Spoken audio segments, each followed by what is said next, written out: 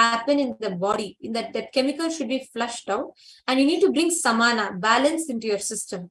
So along with it, I saw that if you do unclutching meditation every day, ma, and you just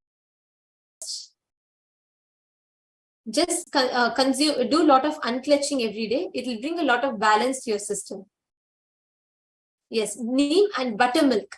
So if you consume these two, it will bring a lot of balance to your system. This is what I saw. Ma Shamba, would you like to share what you saw for Manitya Dharmadharananda? Yes. What I saw was, I saw a imbalance in appetite, which is caused due to an excess of bacteria in the gut. The bacteria, there's some bacteria which have overgrown inside due to some recent intake of antibiotics.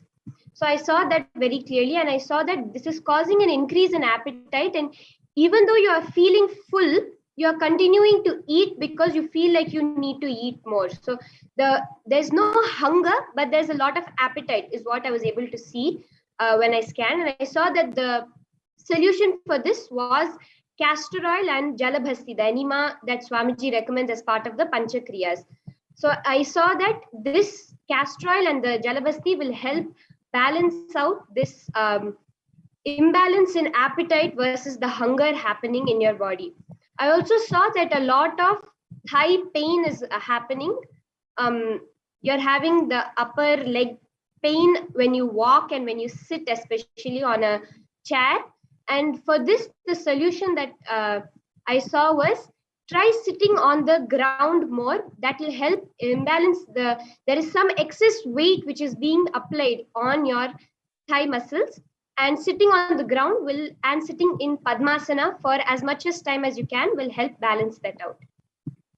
So Ma, whatever you are able to connect to, can you just share in the chat?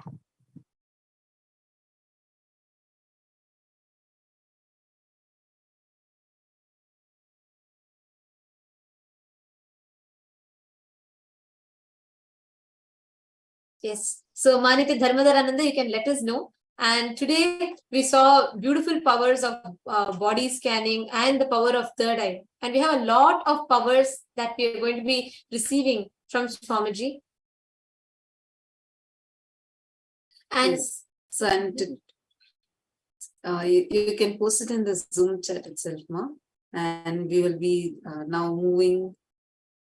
Is Dharmadharananda is put saying knee pain.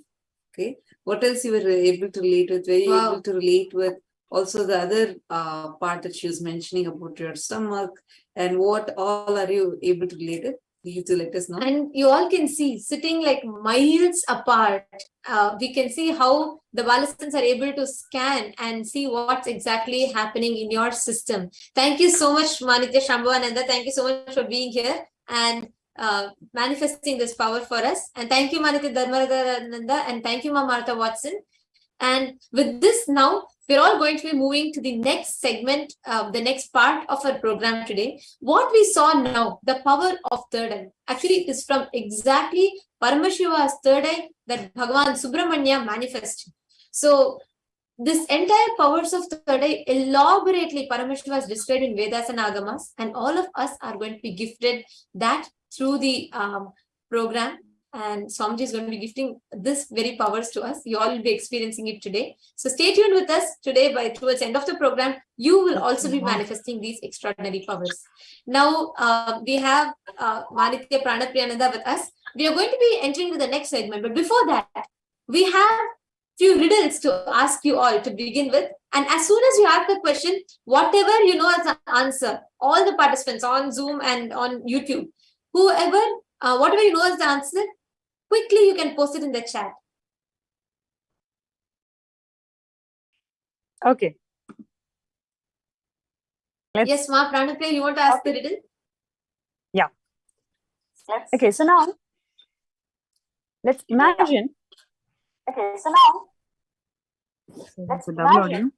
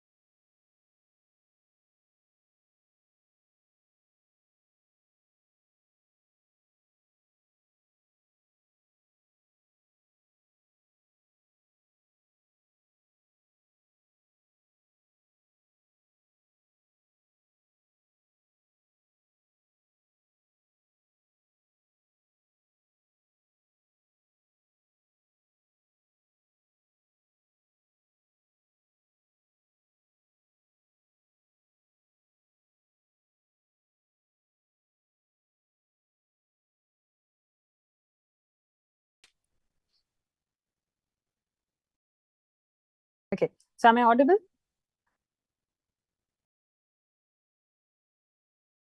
Right. So I'm going to repeat the riddle once again. So now let us imagine that you're in a house and your house is on fire, and you just have 1 cup of water right next to you in the table. What would you do to escape from this burning fire? So I request the viewers and the participants to post your responses. What would you do to escape from this burning fire?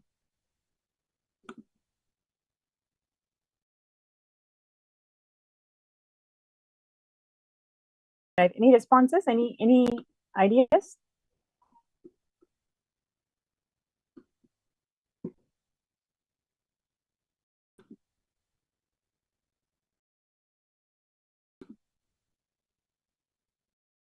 Just checking all the chats.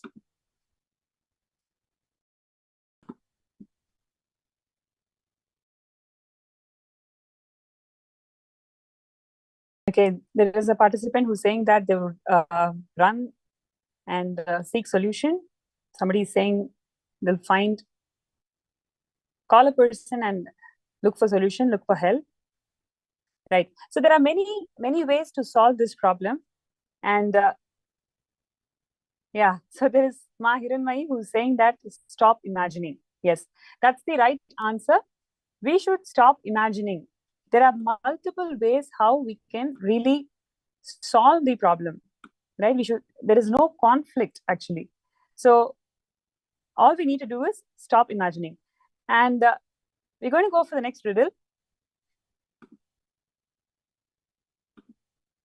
You are part of an American space program, and your project requires you to develop a pen that is compatible to write in the weightless environment of the space.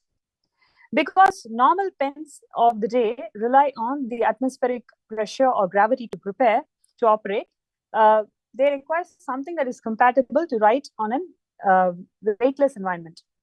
So how would you typically solve this problem if you are part of the team? I request the viewers and the participants to post your answers.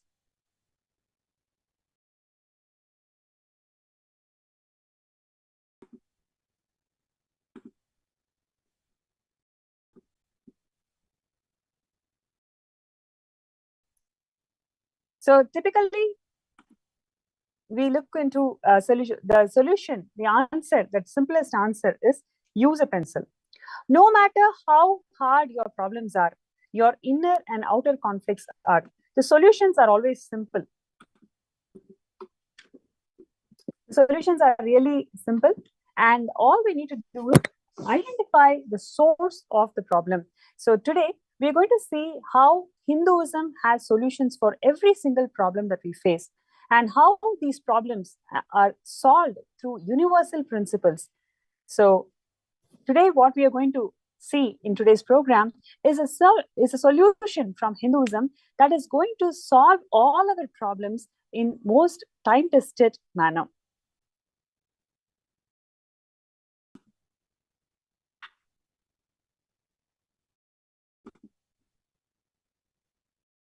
So let's get ready to watch the video where we're going to see how Hinduism has solutions, universal solutions for all the problems that we face in life.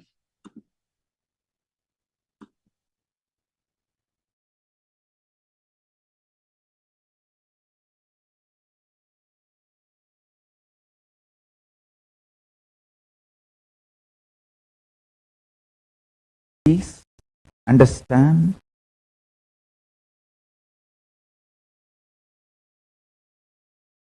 whether decisions about economy, decisions about medicine, decisions about traveling, decisions about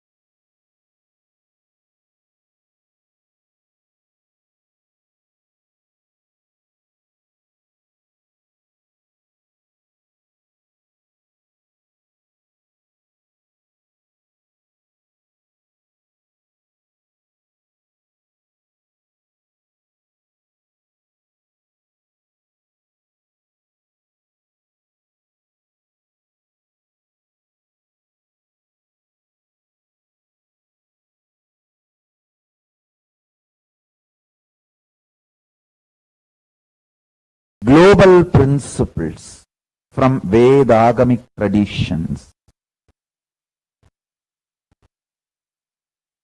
The larger vision about life, global principles of life. As I said again and again, Hinduism is not a religion as it is defined by the Western civilizations. How the Western civilization defines the religion, looks at the religion, from that scale, if you see, Hinduism cannot be considered as a religion. It's a greater science. It's a greater science with a greater vision and universal principles. Hinduism is a greater science with a greater vision and universal principles. It is time we Hindus appreciate this, understand this, use this all over the world, everywhere,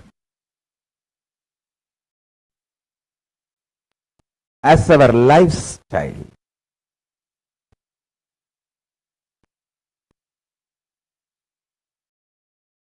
As our principles to solve all the present problems and future problems of the humanity globally. Please understand.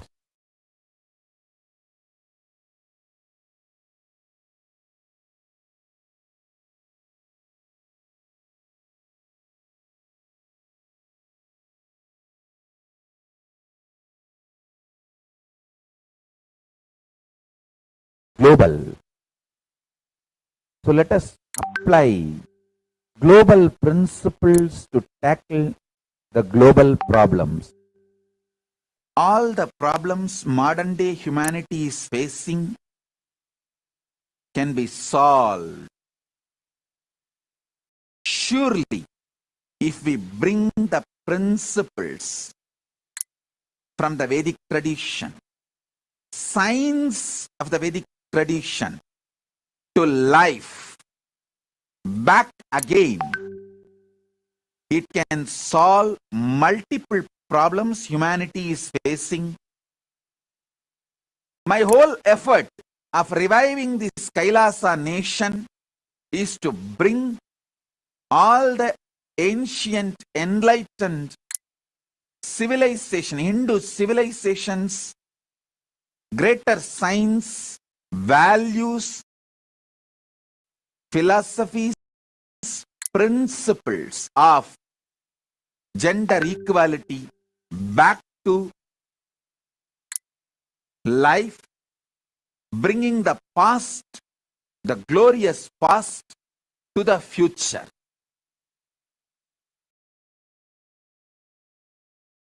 Past was glorious in every level. Fortunately, still the past is not dead, it is still alive. Maybe the intensity has come down. Maybe some of the sciences we lost, but we have not lost everything. The good news is still the documents, scriptures are available, and still the knowledge is in our DNA, and we can revive. The great news is already Kailasa started reviving for future. Kailasa was the past, Kailasa is the present, Kailasa is the future hope.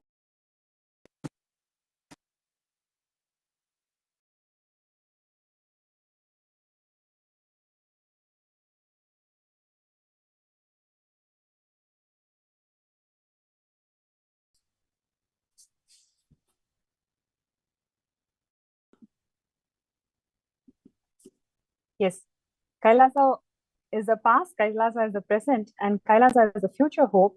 And today in this webinar, Kailasa is presenting the Bhava Samadhi Darshan of Bhagavan Shanmukha Subramanya, where Nijavatara is going to grace us all with his Bhava Samadhi Darshan and help us to manifest victory in our lives, help us to destroy all the inner and outer enemies in our lives. And during the happening of Sura Samhara, which happens on the 6th day of Skanda Shashti, you will see the destruction of demons and evils of the world. Similarly, today, you're going to experience Muruga, the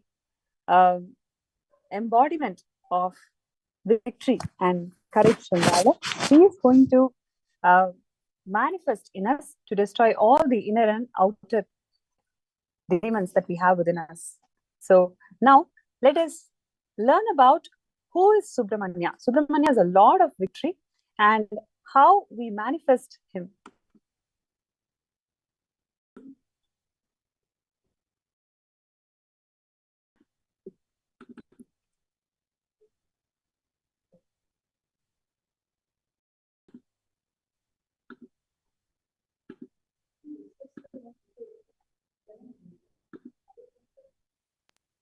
Completion of Sadashiva in all his glory, in all his powers, in all his auspiciousness, in all his qualities, in all his compassion.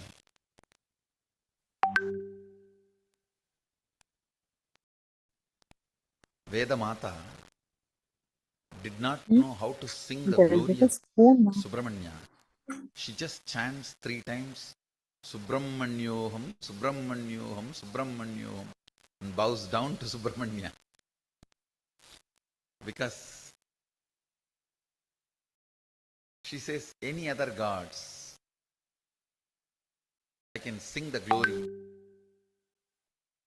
through my tongue, but Subramanya, my saliva cannot make his glory wet. It cannot be sung by any words.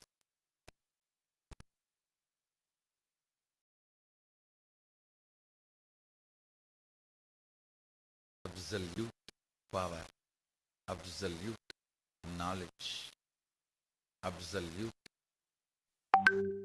consciousness, and ultimate, infinite. All the glories, possibilities, powers, and qualities of Sadashiva expresses itself completely in Subramanya. As I said, he is the Lord of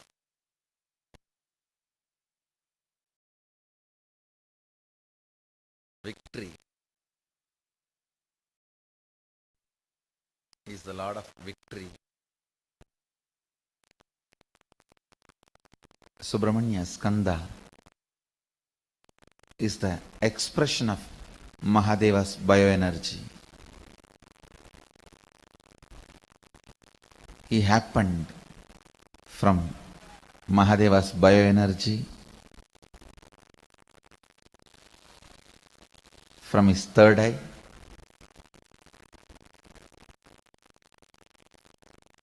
Skanda is a unique expression.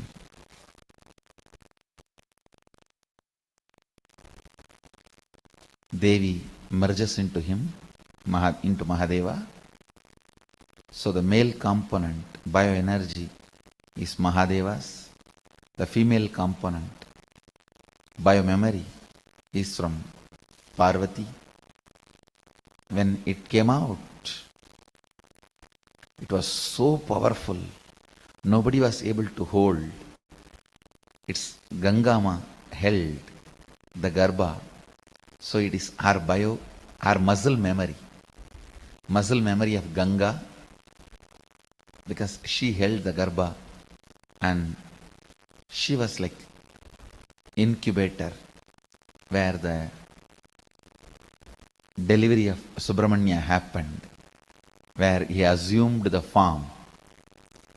So it is Mahadeva, Devi and Ganga, all three put together is Subramanya. All the three.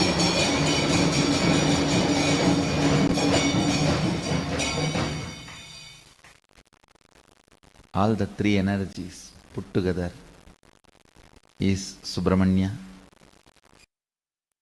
When Mahasada decided to cause infinity, decided to become infinitely infinity, universe started.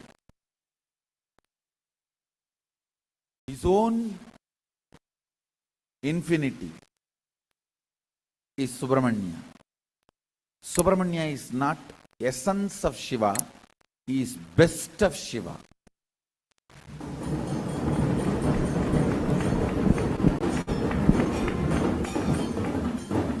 That is why Subramanya, best of Shiva. Best of Shiva is Subramanya. Same way Subramanya was conceived, means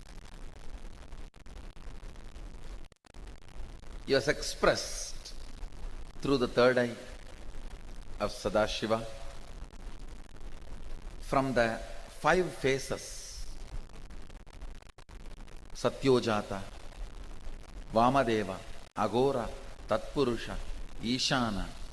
From 5 phases, third eyes, the energy is gathered, and the 6th space, not phase, space, Adhomuga, means the unborn space, Avyakta. It's also called Ajomuga and Adhomuga, both.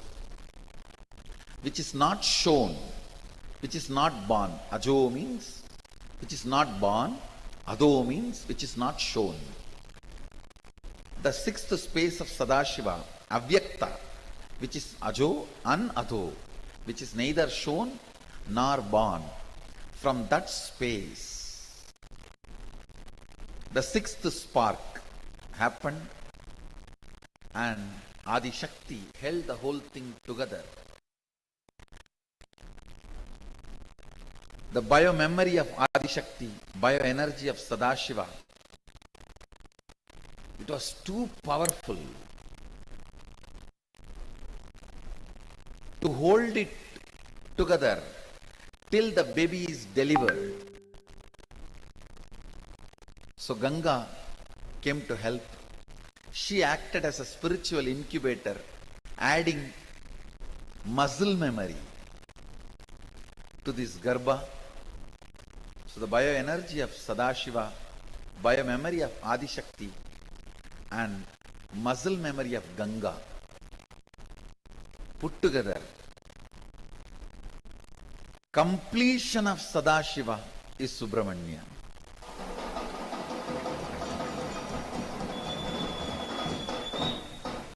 Today is the day he was conceived and expressed.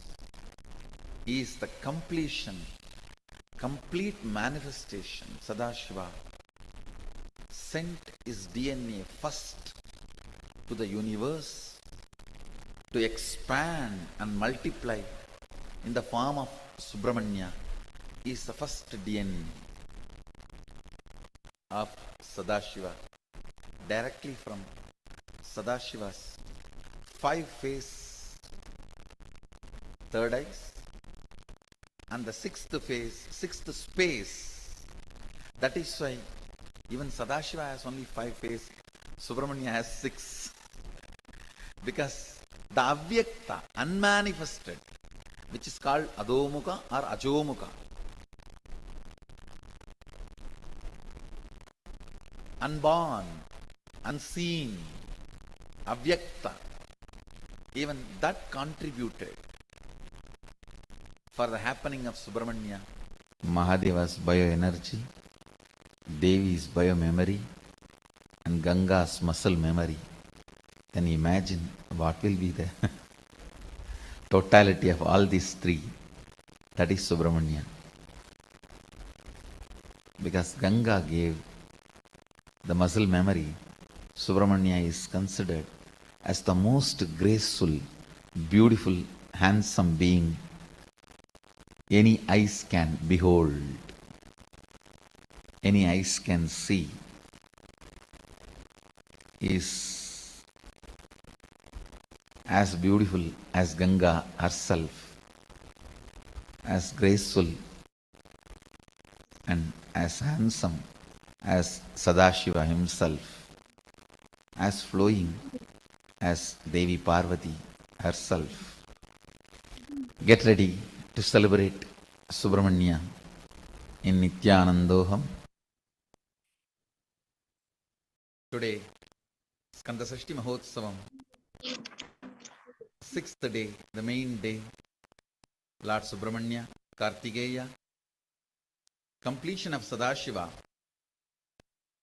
completed his avataric mission, fulfilled the avataric mission of slaying the demon Suravatma, Tarakasura,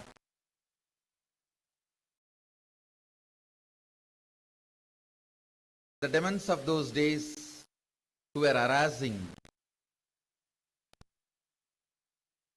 Devatas and enlightened beings, Rishis and Munis, were destroyed by Kartikeya and Subramanya, Skanda, Kartikeya, Subramanya, Skanda, to his completion of Sadashiva himself.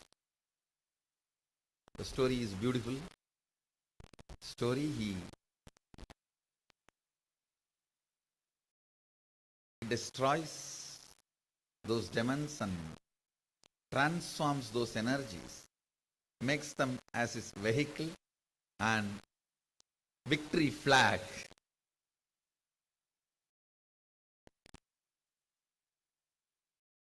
The attack done on him, he transforms that itself as a brand for him after victory, after his victory.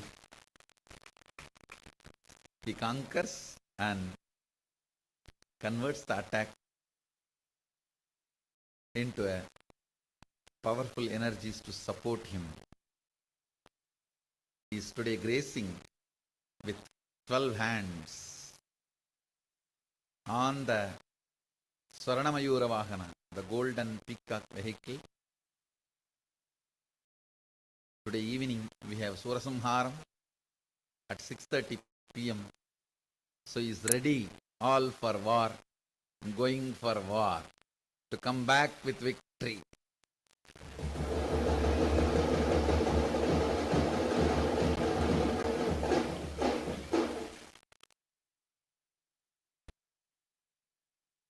It is not actually Vada, means destruction in a way. He conquers and brings those energies under his control to support him in his mission. It's one of the most beautiful scenes described in our Puranas.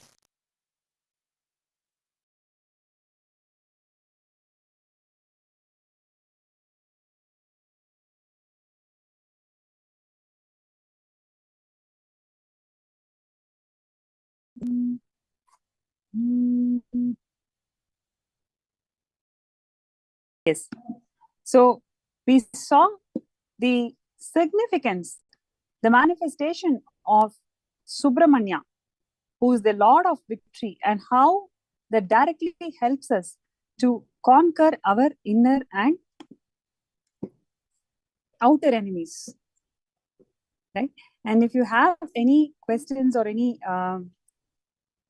powerful cognitions, I request all the participants to kindly share them in the video, in the chat. Yeah. And now, before we find out how do we conquer the inner and outer enemies, we are going to take few minutes to write down our inner and outer enemies. So let's take few minutes. I request all the participants to take few minutes, write down what are your inner and outer enemies. When I say inner enemies, it can be your self-doubt, victimhood, anger, many times just being rebellious, many times being insecure. All the emotions which actually made you to lose in any conversation, in any situation, they are all the inner enemies and outer enemies. Whoever you feel that, you know, they're an obstacle in your progress. So write down, take few minutes to pen down all your inner and outer enemies. And now we will be learning 6 techniques that Bhagavan has given. Bhagavan has empowered all of us to conquer our inner and outer enemies. To how do we manifest this power of victory within us? So we'll be watching that video on how do we conquer our inner and outer enemies through the power of through the time-tested techniques that Bhagavan has given us. Let's get ready to watch the video.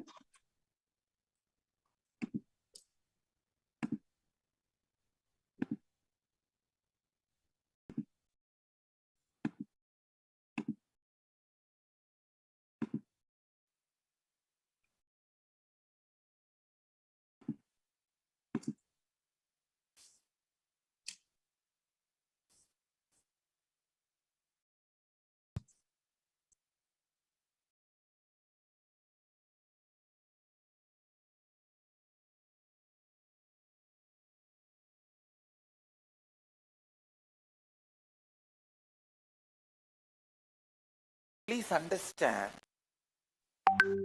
all your problems from the external world,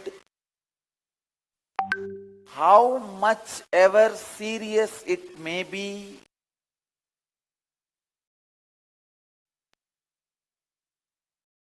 how much ever complicated it may be, I am not disrespecting you when I am making this statement. Please listen. How much ever complicated it may be, how much ever difficult it may look, we are the source of the problem. If we complete the conflict and contradiction we carry inside, the problem appears outside, will just melt down and disappear. Please understand, I am not at all disrespecting, underestimating the suffering each one of you go through in the life. I am not insensitive to your sufferings in the life. I tell you, the amount of suffering I go through, the amount of abuse, harassment, persecution I am going through,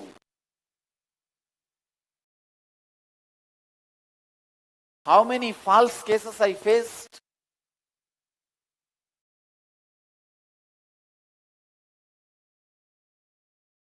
In the midst of all this harassment, I am telling you from the experience, keeping Mahakala as the witness, Mahadeva as the witness,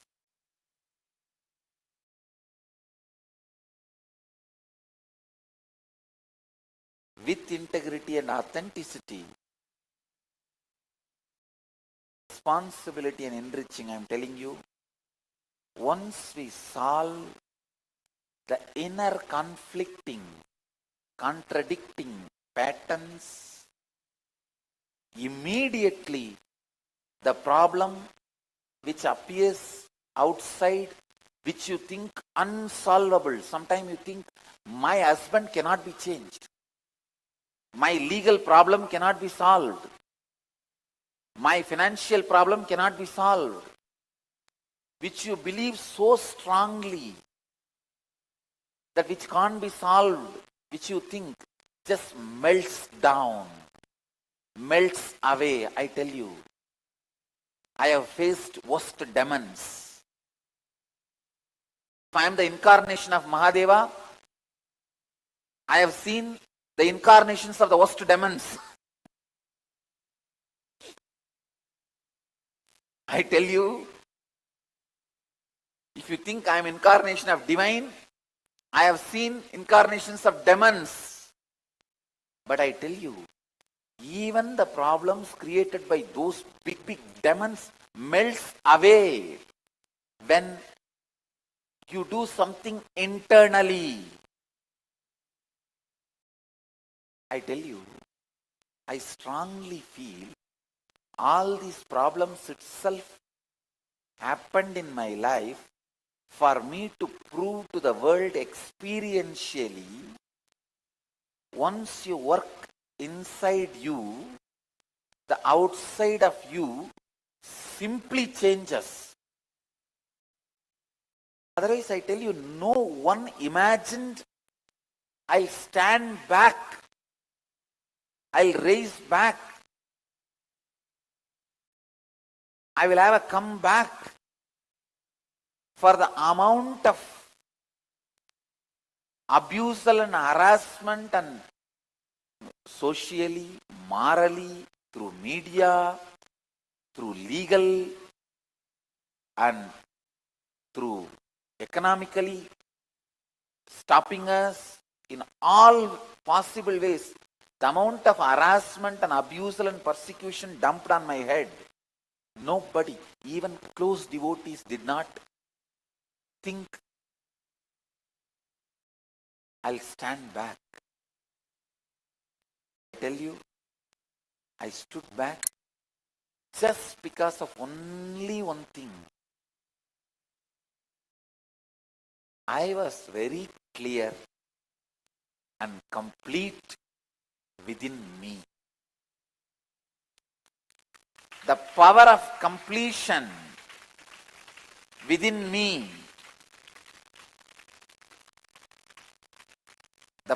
Please listen, the power of completion within me, beyond my self-doubts. You also complete many times, but you allow the self-doubt to take over. So complete with the self-doubt also. The power of completion beyond self-doubts is responsible for me standing up beyond all these harassments. Now even the people who harassed me are tired. Say, leave it, what to do, nothing can be done.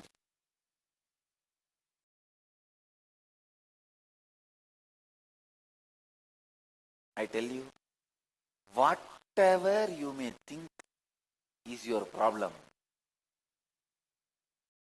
it is social, political, moral, economical, legal. Please understand, I am talking cosmic law, which has power over all country laws. Understand? Still, cosmic constitution and the cosmic law is the most powerful force and energy and power working on the planet Earth.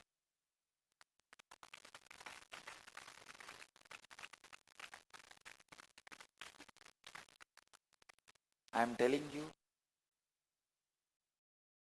cosmic law, from the experience of experiencing cosmic law, I very strongly feel all these problems happened in my life just for the world to have a living proof, evidence of the power of Dhamma, the power of spiritual principles. When you stand on the spiritual solution,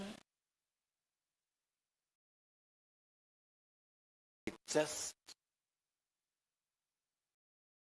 melts away, destroys all the possible problems which coming or yet to come.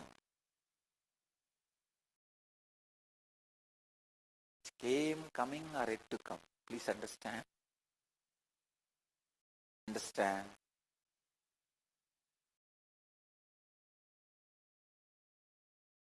when you understand your conflicting patterns,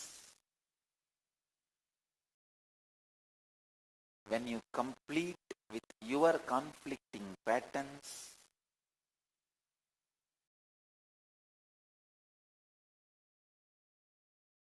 many of the problems which attracts your attention in your life, the source of the problems melts away. The source melts away.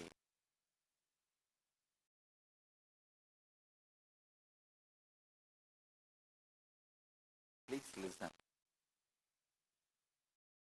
The pattern of getting agitated does not let you believe in any solution. Listen. Listen.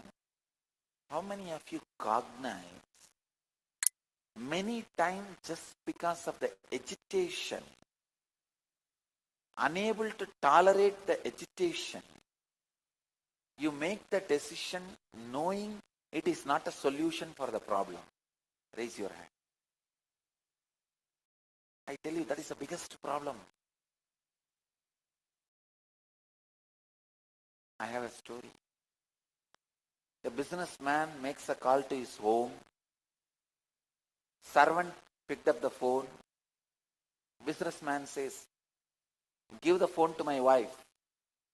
Servant says, "She's sleeping with her husband." Businessman says, "Hey, but I am her husband." Servant says, "Now what to do?" Businessman says, "Kill both of them." After killing, the servant comes back and asks, "What to do with the dead bodies?" Businessman says, "Put them in our swimming pool." Servant says, "But there is no swimming pool in our house."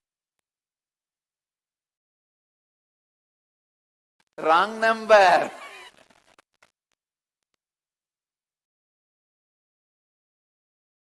Understand? Many times, while in agitation,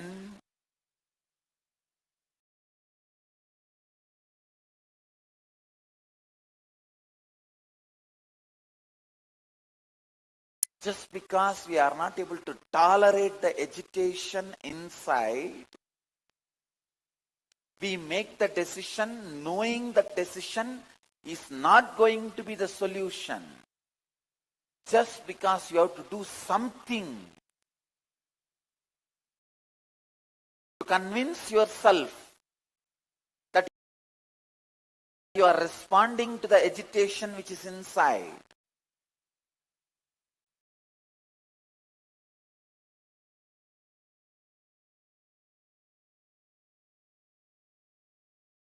Please understand, how many of you cognize you do something without knowing whether this action is going to solve the problem or bring even closer to the solution, without knowing, just to escape from the agitation, doing something? How many of you do this kind of action?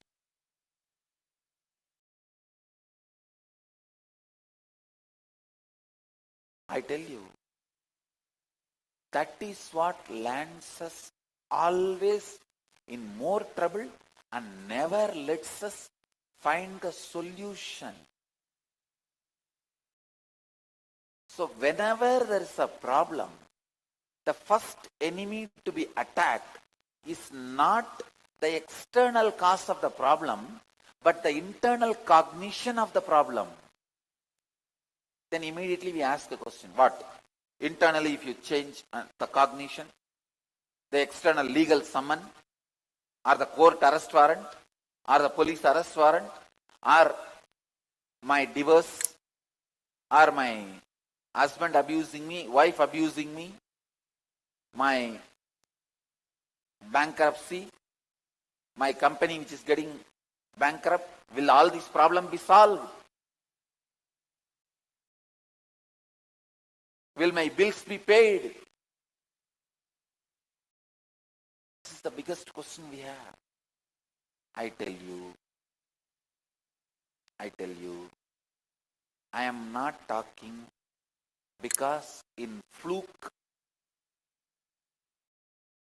some like a miracle or accident, some one or two things happened in my life. I am not talking out of that courage or anything. I am telling you, you can never imagine more number of miracles in anybody's life than in my life. If I am sitting here, it is the totality of some 2000 miracles. Not one miracle or two miracles. It is like in 2000 spots I escaped. In 2000 spot you cannot escape just by accident or miracle. It's a science. Understand? In two places if you escape, you can call that as some miracle happened in your life, some accident happened in your life. Why are you making that as a philosophy?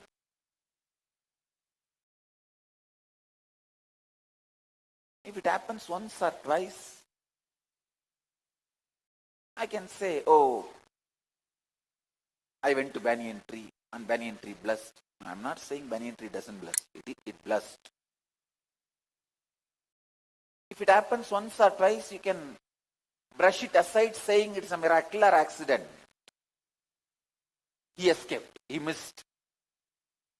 You can say.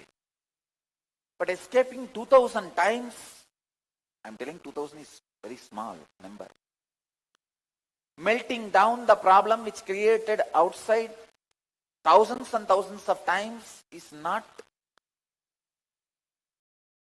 a miracle or accident. It is a science. I am telling you, whenever external problem or a big powerlessness is faced by you, a conflict or a contradiction is faced by you, please understand, the first thing you need to attend is your cognition process. And I also tell you one more thing.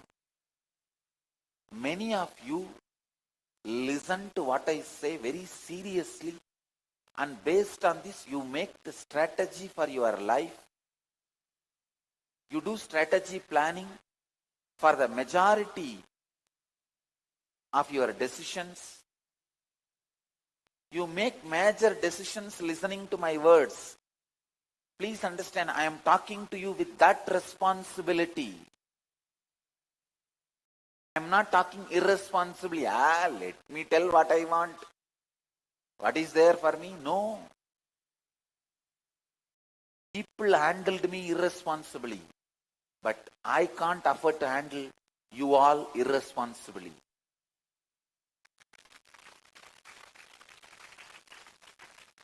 I am handling each one of you with a deep responsibility. Please understand. Every time when you face a problem,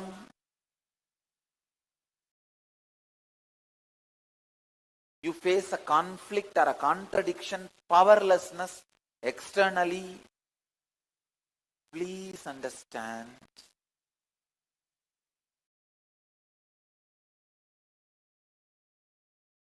First thing you need to attend is not what you perceive as external cognition, the internal reason for your cognition.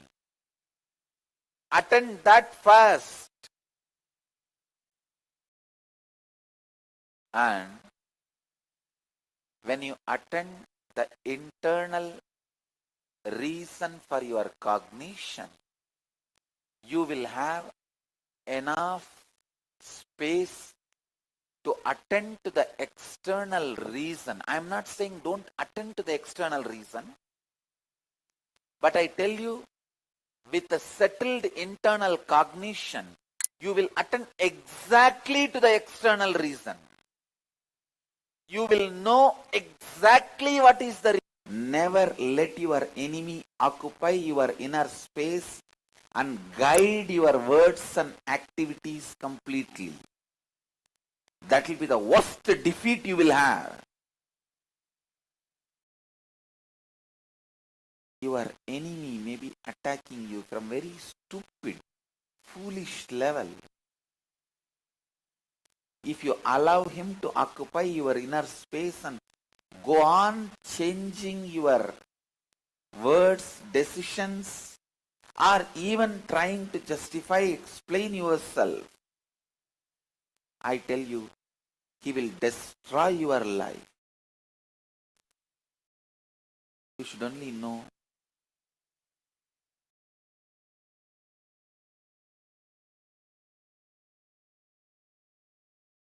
what is the world, the real world wants from you. What is it you can add to the real world and enrich? See, it's like some floating plants will be floating on the water, small ponds, tanks. Sometimes you will not even know it is a water. It look almost like a land.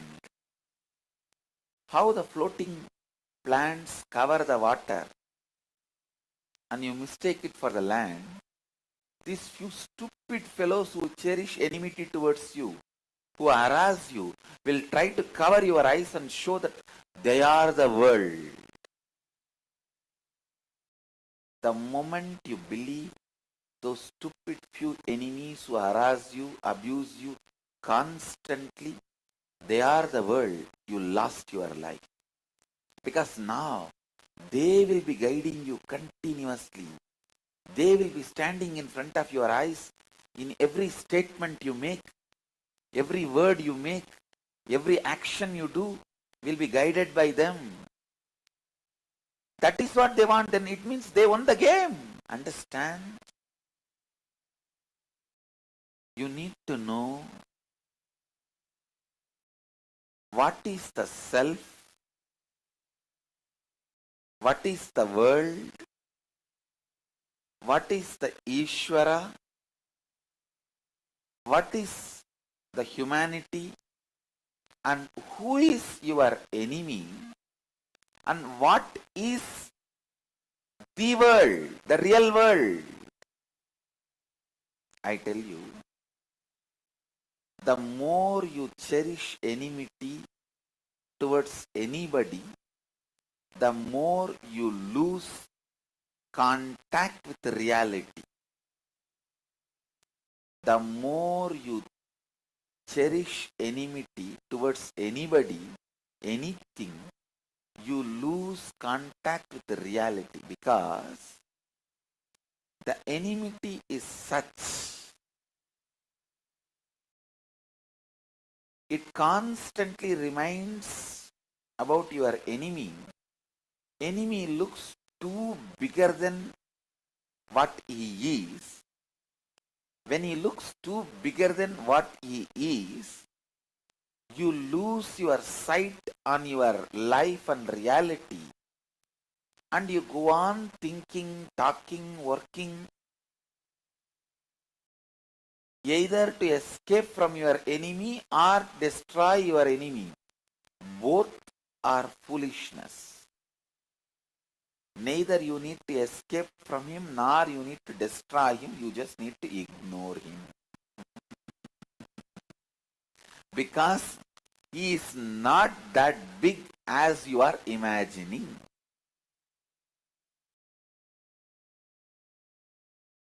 It is your enmity makes the enemy big. It is your romance makes your lover big. It is inside that makes the outside larger than life size.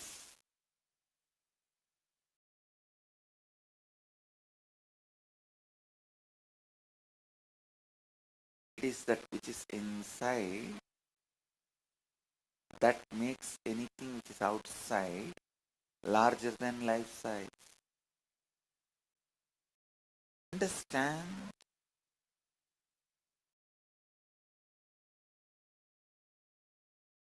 When you are so sure about what you are, who is your friend, who poses as your enemy, what your enemy wants, all these details,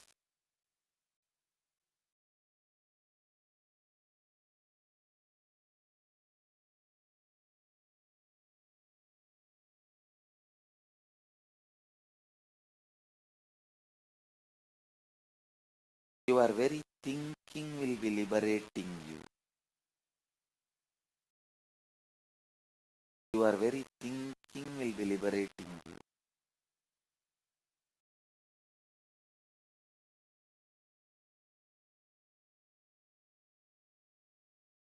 Your thinking can be binding you.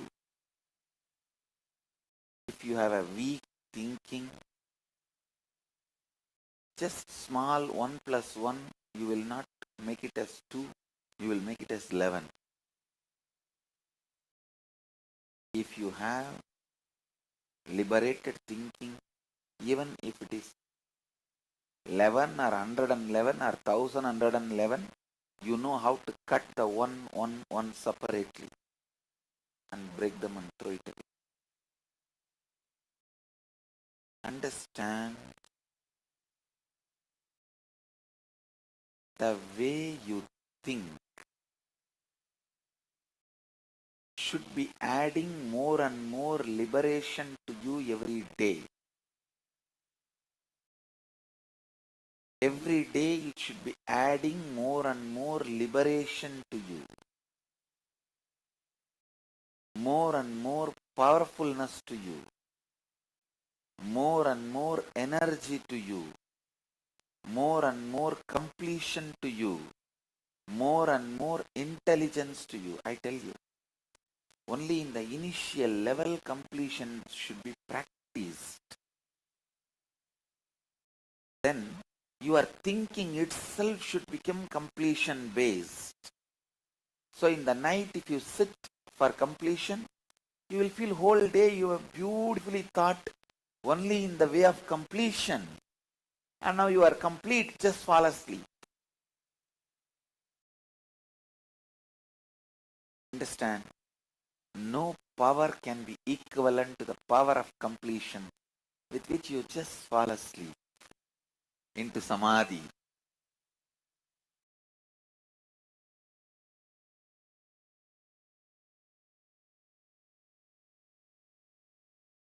No power is more powerful. No power can be more powerful. Whether it is the power which comes by money, or power which comes by media power, or power which comes by political power, whatever power, no power can be compared to the power of completion. Simply you fall into Samadhi.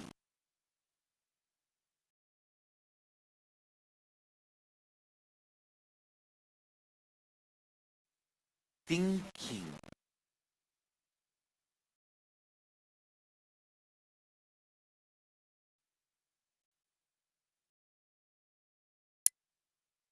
In the flow of completion,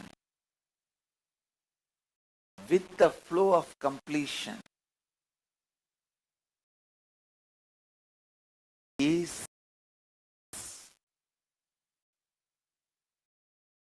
liberated thinking. I tell you, thinking in the flow of completion strengthens you, empowers you every day. Every day you should be getting stronger and stronger, more and more powerful, more and more intelligent, more and more brilliant, more and more alive.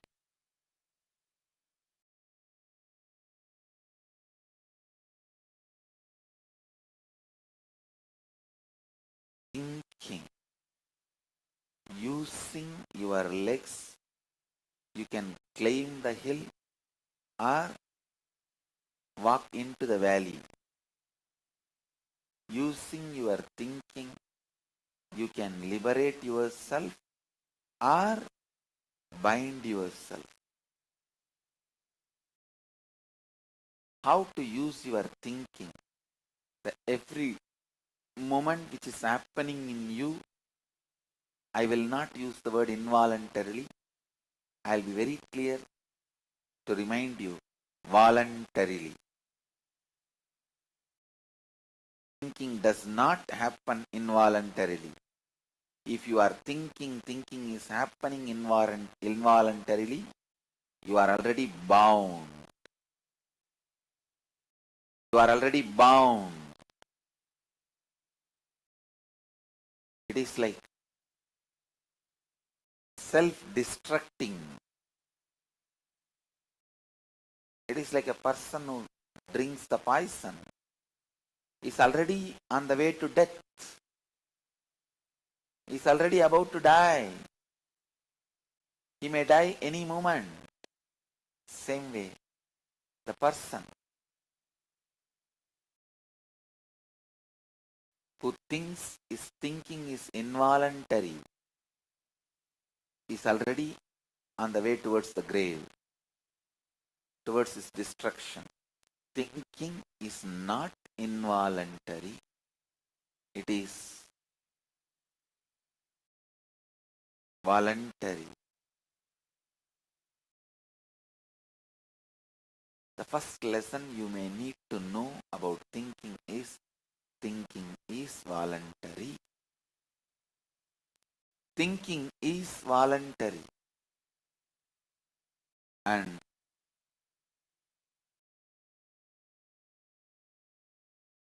your thinking should be constantly putting you into the state of powerfulness. I tell you, if your thinking is able to put you in the state of powerfulness,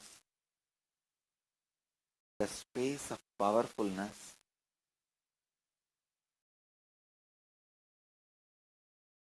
if your thinking can keep yourself in the space of strength,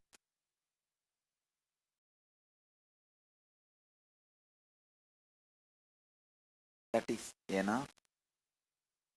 You will never bother to conquer somebody. You will never bother to power over somebody. You will never bother to build enemies for yourself.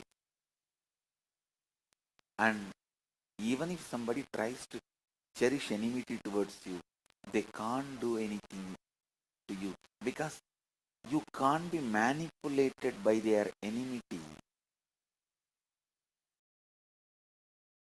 See, only when you also accept the fear and recognize somebody as your enemy,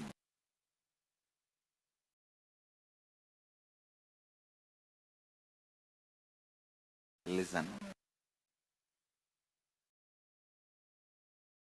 For enmity to be complete, one person has to feel enmity towards you, and you should have fear towards that person and accept his enmity. Just like friend request, enemy request. You should accept that. Only then the enmity gets completed. But if you don't have the fear and you don't cherish enmity towards them and you don't accept the enemy request, you can never be weakened. Even if millions of people cherish enmity towards you, millions of people may send friend request to you, but only the request you accepted, they become your friends. Same way, thousands may send enemy request to you, But only if you accept those requests, they become your enemy. Do not ever bother, be bound by any of the so-called enemy requests.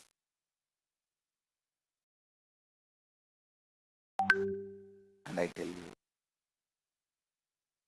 if you don't have fear and if you don't cherish them as enemy, no enemy can do anything to you.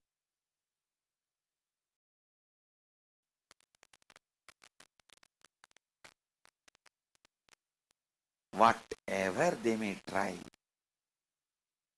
no enemy can do anything to you. It's law of life. Because only when you have a fear and you accept them as enemies, then now they have power over you. They will guide you as they want. They will tell you what they want and what they don't want from you. And constantly you have to be running about it.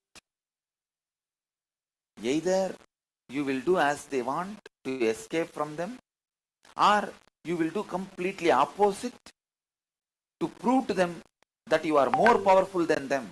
Both are foolishness. Just do what world wants from you. Just do what you need to do to the world. Just do how you can enrich the world. In any of your decisions, your enemy's decisions should not be mixed. Understand?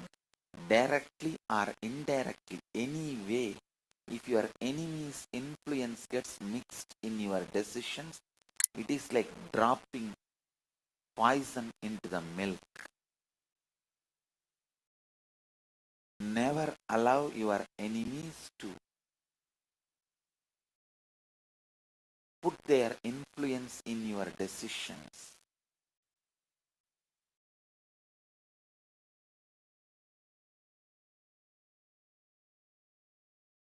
Directly or indirectly, if your enemy's influence is there on your thinking or decision making, it is equivalent to getting poison. Understand? It is equivalent to getting poison. Don't do just because you want to escape from enemy. Don't avoid doing just because you want to escape from your enemy. Or don't do just because your enemy does not want this. Or don't stop doing something just because your enemy does not want you to do this. Anyway, do not allow the influence of your enemy directly or indirectly into your thinking. Don't do something just to irritate them. Don't do something just because they don't like it.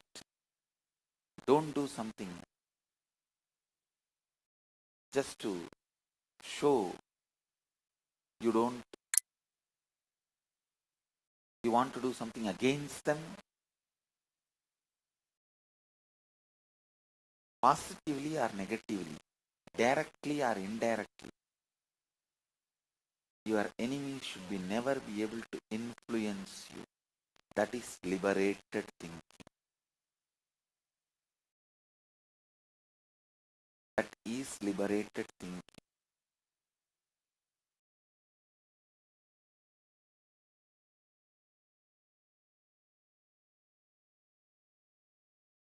Look at the actual world to whom you need to cater, to whom you need to serve, to whom you need to offer, who needs to be enriched by you.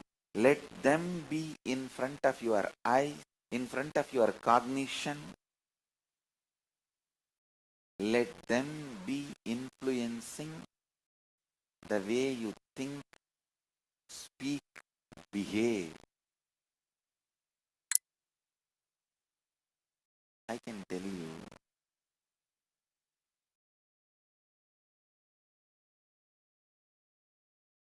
The way you speak, don't think only others are listening. Even your own inner being is listening.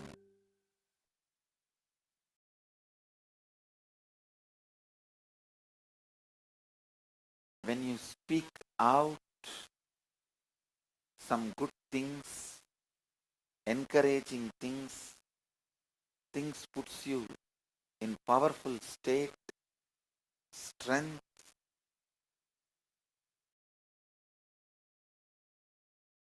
kind of a joy you radiate, the kind of a clarity you radiate, not only fills others, fills you also.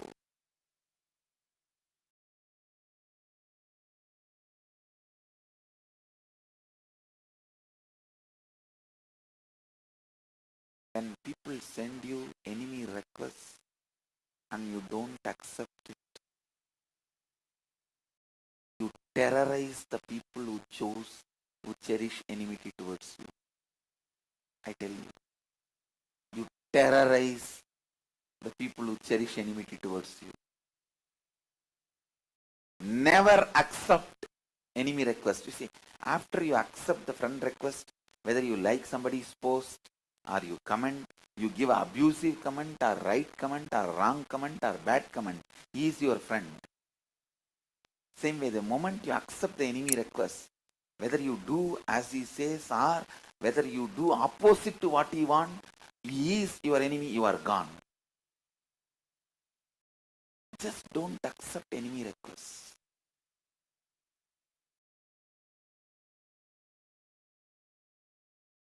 Just don't accept enemy requests. You will terrorize your enemies.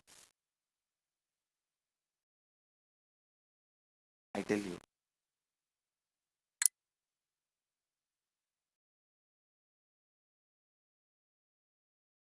Sankhya teaches you the science of liberated thinking, where no one can have influence over your thinking. No one can have power over your thinking.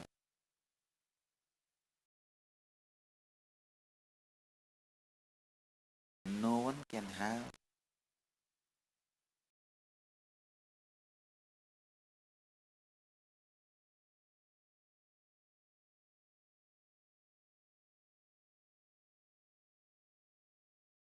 any say over the way you think, act.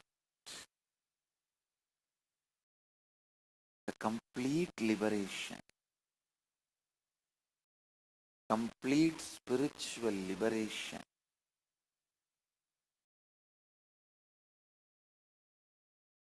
you will experience when you do not cherish, when you do not accept enemy requests.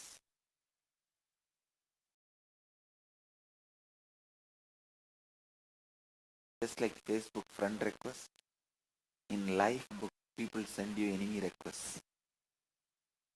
Don't accept. Just don't accept. If you accept, then whatever you do, you are bound by them, guided by them, threatened by them, thrashed by them, and end of the day, when you look your life back, you would have been manipulated and used by them. You would not have lived what you should have lived. You would not have contributed to the world. You would not have enriched the world as you should have done. You would have just wasted your life answering them directly or indirectly. Sometimes few political leaders do. Their whole day goes away taking revenge on each other. So their real contribution to the world never happens. The vendetta politics, the development gets lost. I tell you, when you accept the enemy request, you lost your power. You lost the goal of your life. You can't enrich the world. You can't do what you are supposed to contribute to the world.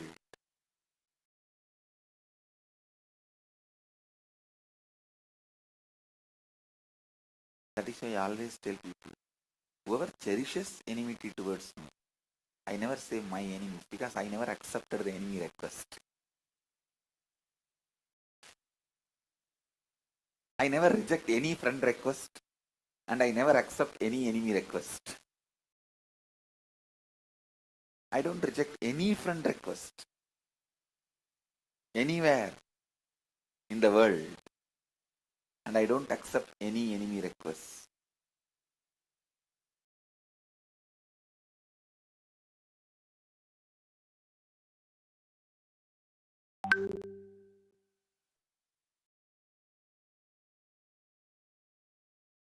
Don't accept enemy requests. It will distort the way you think. Vendetta politics takes away the growth of the nation. Where you need to contribute, you will not be able to contribute. You will be too busy. Your enemy will cover you up completely. You will be disconnected from reality. As I said, that floating plants cover the whole water. You will forget, you will not even know there is a lake or water below the floating plant. You will think it's a ground.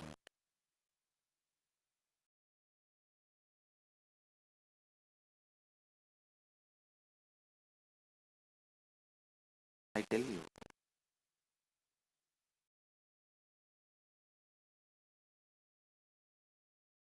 sometimes when people ask for sannyas, I don't give. I tell them, wait. It is not that they are not sincere, but even they cannot handle themselves when they are falling into depression. Even they can't handle themselves when they fall into depression.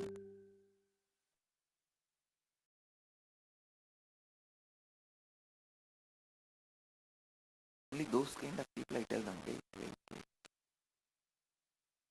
Understand?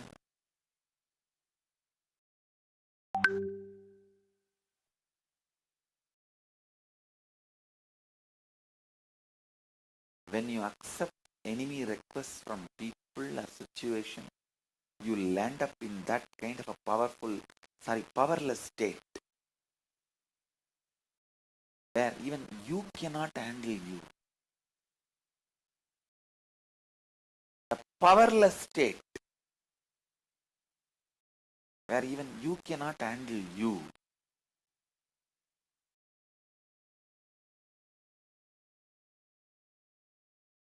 Powerless state where even you cannot handle you is the worst hell. Understand?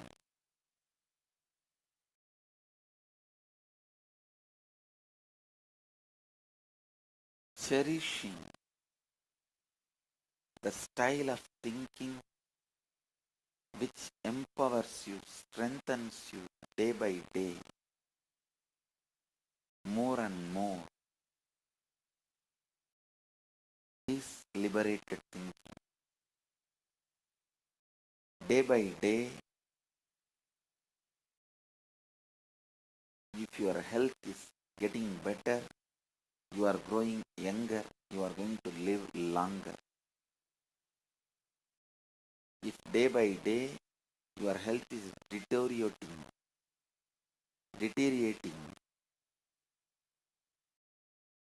going bad to worse, you are not going to live longer.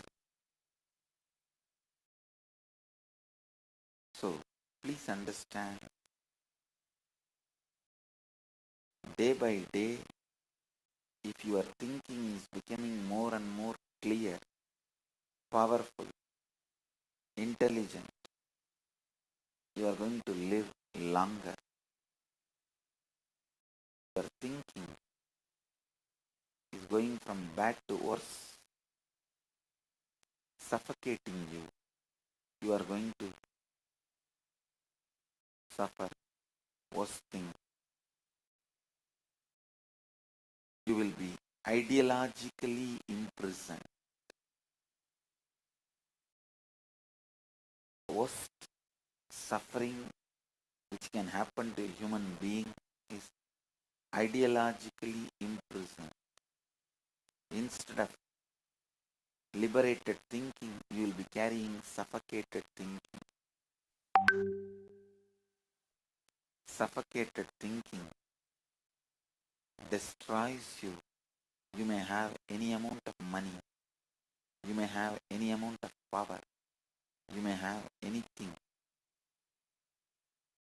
But as long as you have suffocated thinking, you will be destroyed. You will be suffering.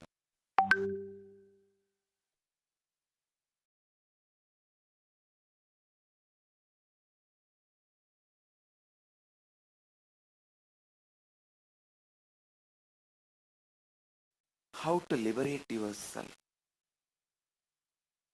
from suffocated thinking and complete with all the incompletions and bring yourself to liberated thinking and go on contributing what you need to contribute to the world. Go on adding to what you need to add to the world. Go on enriching what you need to enrich the world.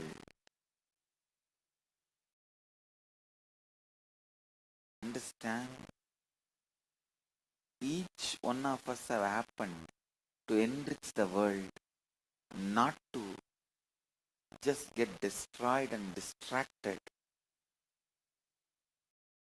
in stupid enmity and silly fights in the life.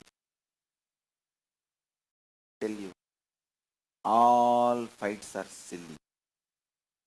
Because the moment two people stand up to each other, opposing to fight, both of them become silly.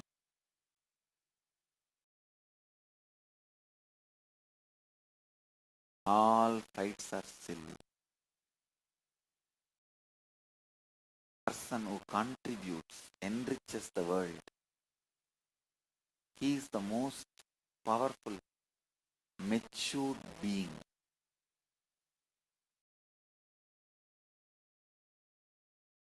I tell you,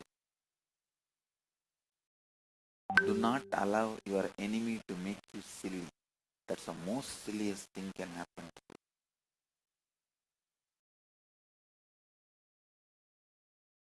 Never allow him to make you look like silly. The moment you accept enemy requests, you will look very silly. Now, I'll enter into the exact inner space, the being of Subramanya and being of Paramashiva. Listen intensely. There are three things: Pashu, Vasa, Pati. Pashu means bound soul, the self. All of you who are experiencing limitation, bondage, Vasa, the bondage, impurity, patterns, incompletions, karma, whatever word you may use. The bondage is Pasa and Pati, Paramashiva. In these three, Subramanya is asking, explain to me about Asu and Pasa. Understand? I want you to know. He is not at all asking about Pati, Paramashiva. You need to know the secret inner space of Subramanya. Yesterday I told, just be like Subramanya for next 16 days. I'll give you exactly what Paramashiva gave it to Subramanya to you all through this Agama. Listen. At no time, Subramanya is questioning about Pati. I'll tell you the secret from my own experience. Exactly, I'll map it to Atma Pramana and tell you. Now I gave you Shastra Pramana by reading out the scripture. I'll give you Apta Pramana and my Atma Pramana. Both. Listen. Atma Pramana, from my experience, I'll tell you. See, when there was murder attempt on me, it's anti-Hindu, Dravish gang, and some more forces. I'll not name them now. When they attempted to kill me, burn the ashram, destroy the Sangha, socially we try to take many actions. We try to take it to the local police and try to file complaint. Nothing could be done. We try to go to the court, Indian courts. We could not get any justice. Years, and then we tried going to every way, every possible venue. Socially, we tried many things. We knocked every door, literally every politician. We begged everyone for justice.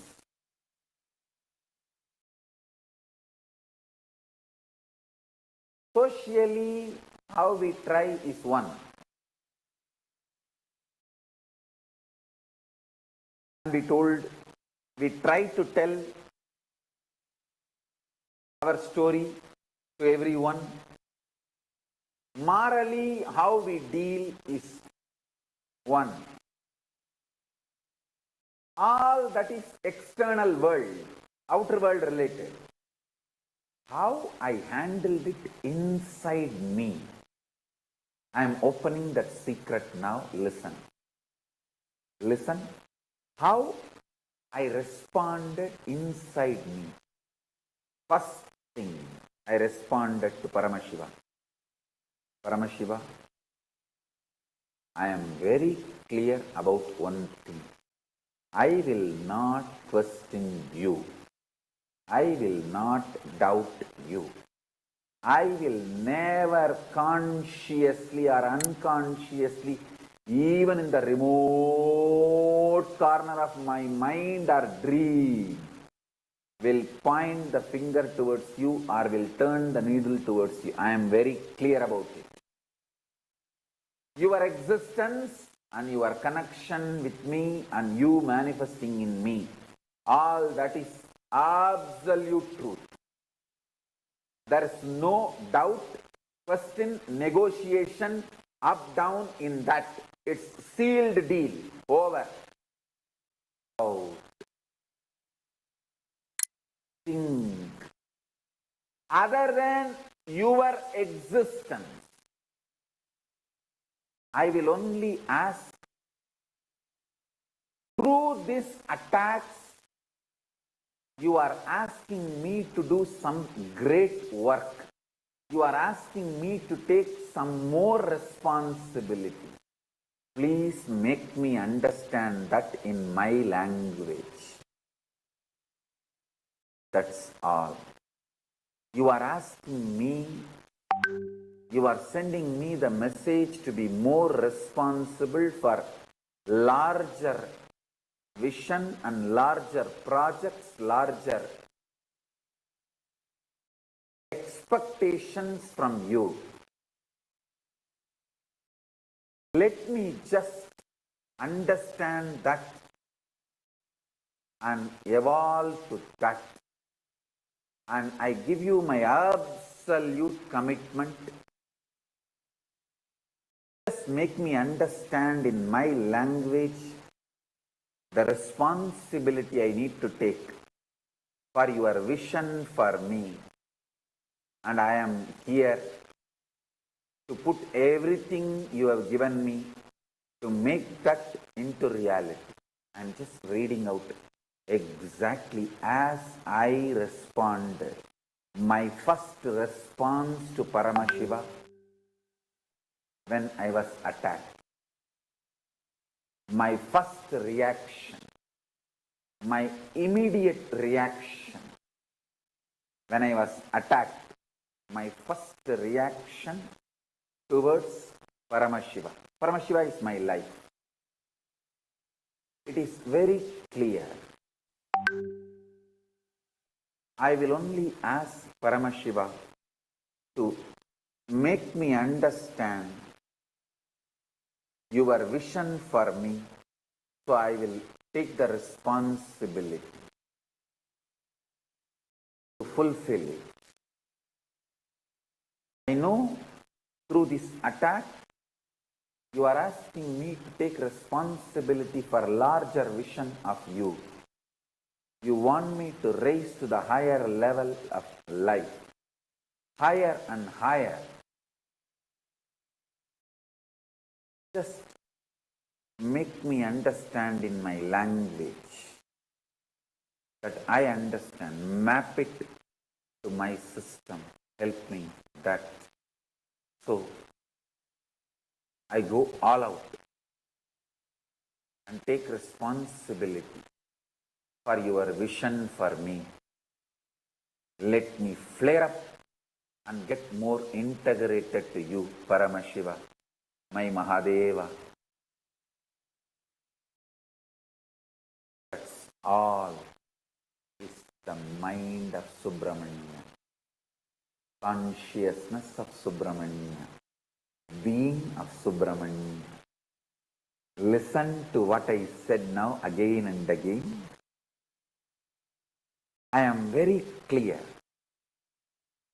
Paramashiva is real. He himself is absolutely manifesting through this being. So anything happening from outside, any attack, anything happening, I will only look into what Paramashiva is trying to teach me through this. And what is the larger vision Paramashiva wants me to take responsibility? Now, I am flaring up and getting more integrated to Paramashiva. How I can fulfill his larger vision for me. That's all. I tell you, all those dash,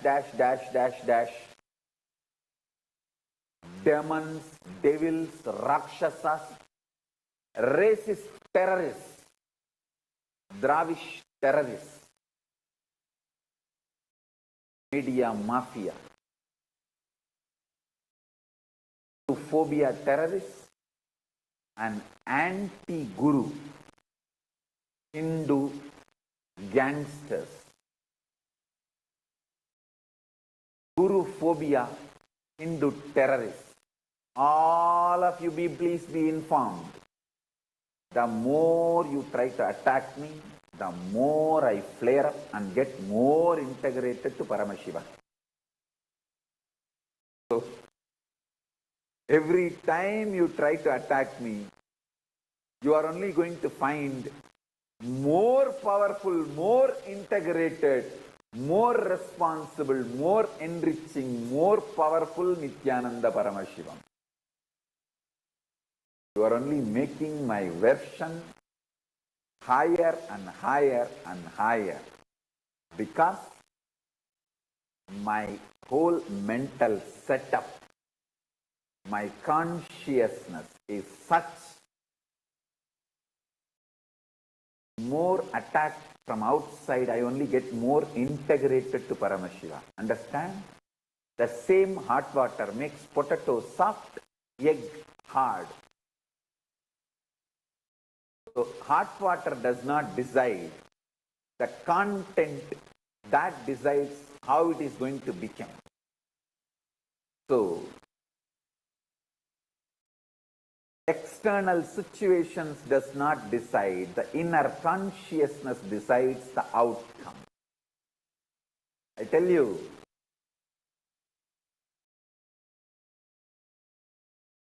because of this consciousness, I am invincible. Listen, I am declaring Ajayatva like Subramanya. Why? Not because of arrogance.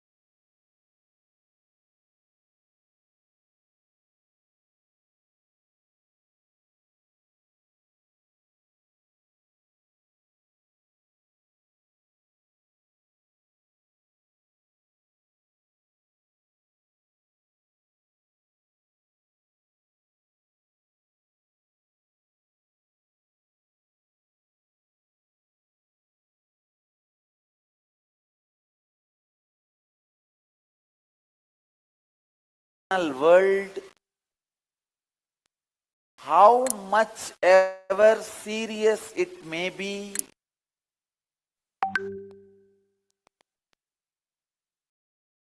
how much ever complicated it may be,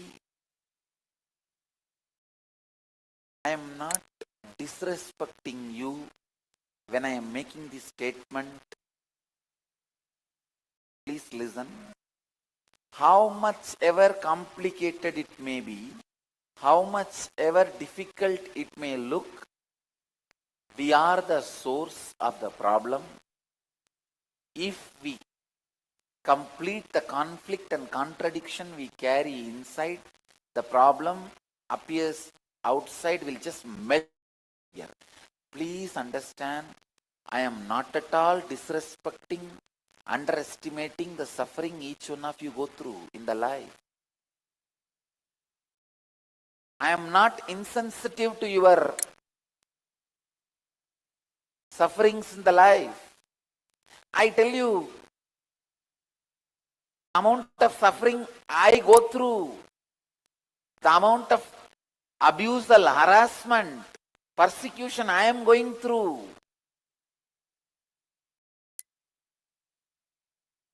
how many false cases I faced,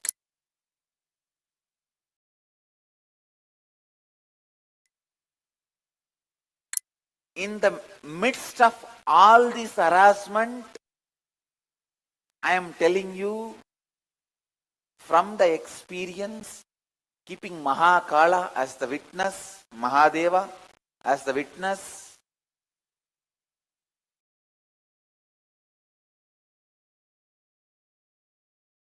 with integrity and authenticity, responsibility and enriching, I am telling you, once we solve the inner conflicting, contradicting patterns, immediately the problem which appears outside, which you think unsolvable. Sometimes you think, my husband cannot be changed. My legal problem cannot be solved. My financial problem cannot be solved.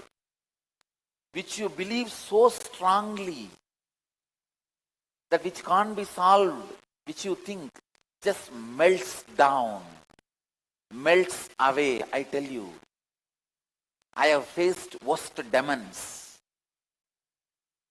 If I am the incarnation of Mahadeva, I have seen the incarnations of the worst demons. I tell you, if you think I am incarnation of divine, I have seen incarnations of demons. But I tell you, even the problems created by those big demons melts away when you do something internally. I tell you, I strongly feel all these problems itself happened in my life for me to prove to the world experientially, once you work inside you, the out of you simply changes. Otherwise, I tell you, no one imagined I'll stand back, I'll raise back, I will have a comeback for the amount of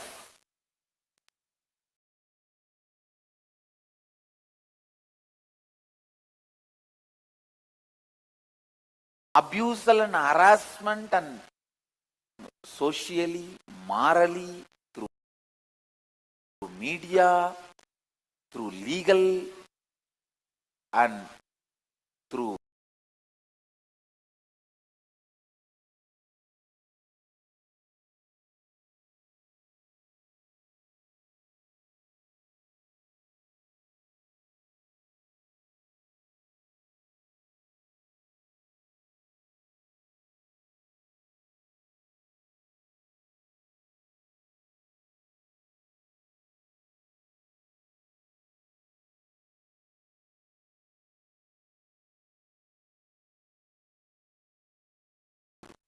economically stopping us in all possible ways.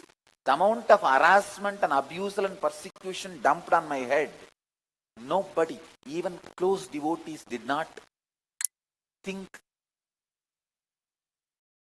I'll stand back. I tell you, I stood back just because of only one thing. I was very clear and complete within me. The power of completion within me,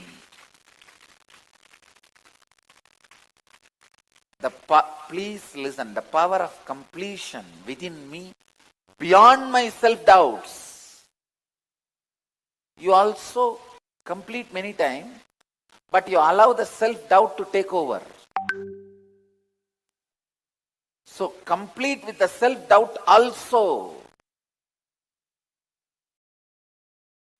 The power of completion beyond self-doubts is responsible for me standing up beyond all these harassments.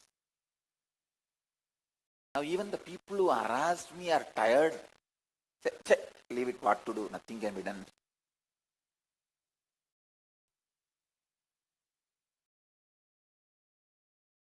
I tell you, whatever you may think is your problem, it is social, political, moral, economical, legal. Please understand, I am talking cosmic law, which has power over all country laws. Understand? Still, cosmic constitution and the cosmic law is the most powerful force and energy and power working on the planet Earth.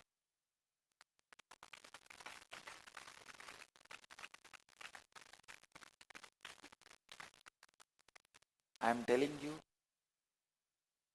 from cosmic law, from the experience of experiencing cosmic law,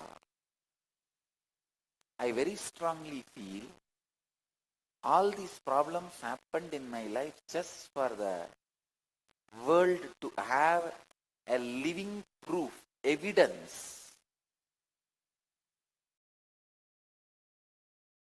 of the power of Dhamma, the power of spiritual principles. When you stand on the spiritual solution, it just melts away, destroys all the possible problems which coming or yet to come.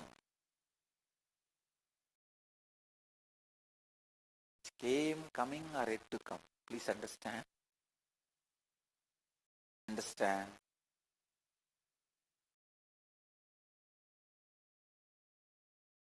When you understand your conflicting patterns, when you complete with your conflicting patterns,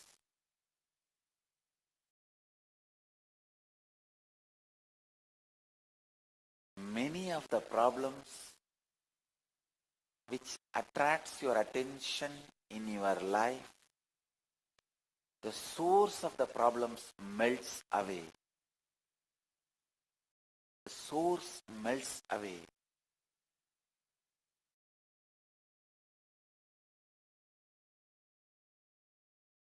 Please listen. The pattern of getting agitated does not let you believe in any solution. Listen. Listen. How many of you cognize many times just because of the agitation, unable to tolerate the agitation, you make the decision knowing it is not a solution for the problem. Raise your hand. I tell you, that is the biggest problem. I have a story. A businessman makes a call to his home. Servant picked up the phone. Businessman says, give the phone to my wife. Servant says, she's sleeping with her husband. Businessman says, hey, but I am her husband. Servant says, now what to do? Businessman says, kill both of them. After killing, the servant comes back and asks, what to do with the dead bodies? Businessman says, put them in our swimming pool. Servant says, but there is no swimming pool in our house. Wrong number.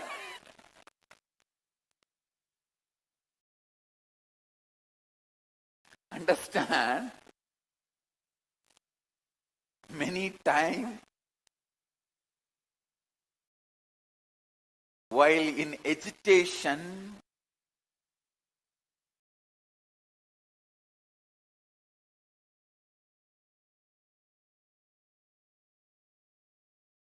just because we are not able to tolerate the agitation inside,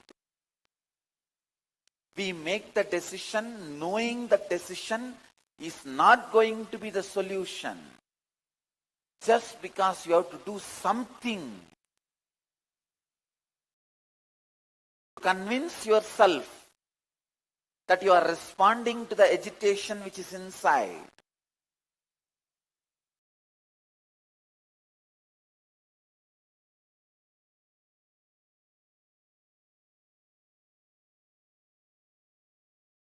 Please understand, how many of you cognize you do something without knowing whether this action is going to solve the problem or bring even closer to the solution, without knowing, just to escape from the agitation, doing something? How many of you do this kind of action?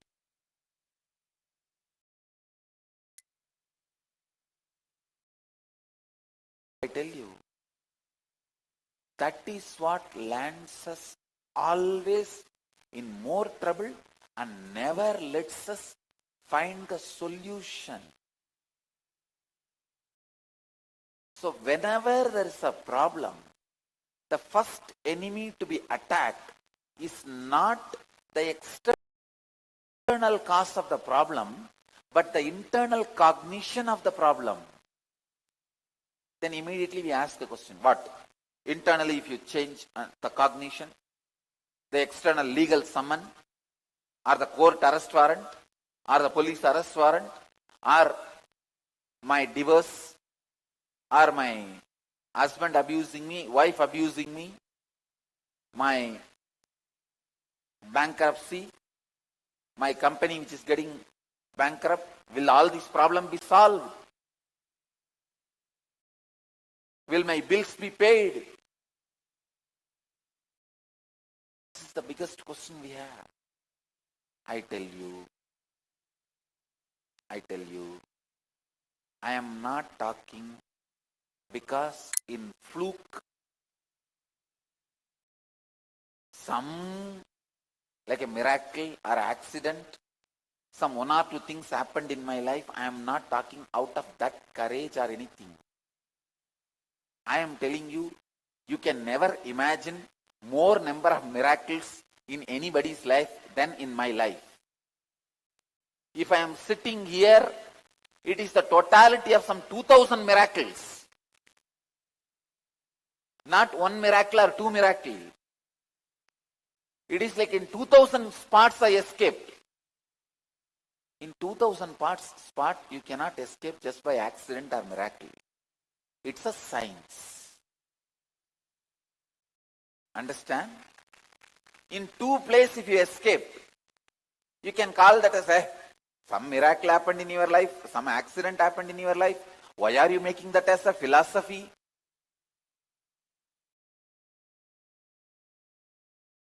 If it happens once or twice, I can say, oh, I went to banyan tree and banyan tree blessed. I'm not saying banyan tree doesn't bless. It blessed. If it happens once or twice, you can brush it aside saying it's a miracle or accident. He escaped. He missed. You can say. But escaping 2000 times, I'm telling 2000 is very small number. Melting down the problem which created outside thousands and thousands of times is not a miracle or accident. It is a science. I am telling you, whenever external problem or a big powerlessness is faced by you, a conflict or a contradiction is faced by you, please understand, the first thing you need to attend is your cognition process. And I also tell you one more thing. Many of you listen to what I say very seriously, and based on this you make the strategy for your life. You do strategy planning for the majority of your decisions. You make major decisions listening to my words. Please understand, I am talking to you with that responsibility. I am not talking irresponsibly. Let me tell what I want. What is there for me? No. People handled me irresponsibly. But I can't afford to handle you all irresponsibly.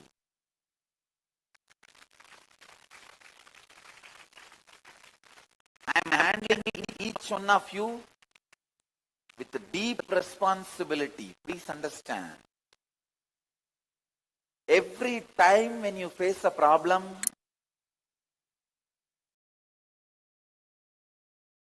you face a conflict or a contradiction, powerlessness externally, please understand.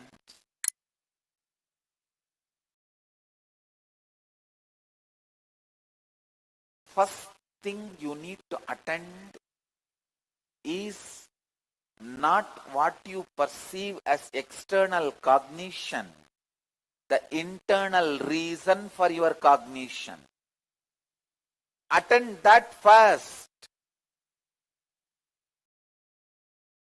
And when you attend the internal reason for your cognition, you will have enough space to attend to the external reason. I am not saying don't attend to the external reason, but I tell you, with a settled internal cognition, you will attend exactly to the external reason.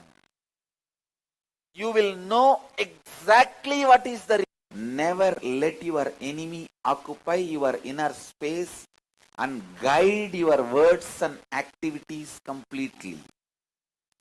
That will be the worst defeat you will have. Your enemy may be attacking you from very stupid, foolish level. If you allow him to occupy your inner space and go on changing your words, decisions, or even trying to justify, explain yourself, I tell you, he will destroy your life. You should only know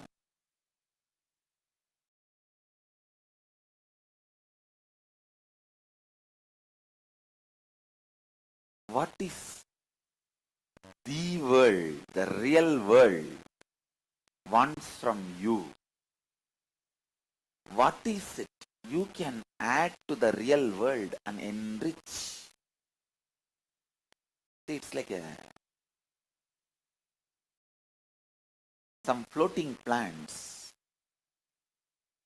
will be floating on the water, small ponds, tanks. Sometimes you will not even know it is a water. It look almost like a land. How the floating plants cover the water and you mistake it for the land. These few stupid fellows who cherish enmity towards you, who harass you, will try to cover your eyes and show that they are the world. The moment you believe those stupid few enemies who harass you, abuse you constantly, they are the world, you lost your life. Because now they will be guiding you continuously. They will be standing in front of your eyes in every statement you make, every word you make, every action you do will be guided by them. That is what they want, then it means they won the game. Understand? You need to know what is the self, what is the world, what is the Ishvara, what is the humanity, and who is your enemy, and what is the world, the real world. I tell you,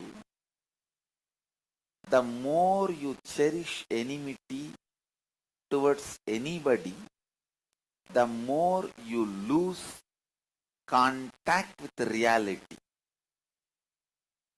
The more you cherish enmity towards anybody, anything, you lose contact with reality, because the enmity is such, it constantly reminds about your enemy. Enemy looks too bigger than what he is. When he looks too bigger than what he is, you lose your sight on your life and reality, and you go on thinking, talking, working, either to escape from your enemy or destroy your enemy. Both are foolishness. Neither you need to escape from him, nor you need to destroy him. You just need to ignore him. Because he is not that big as you are imagining.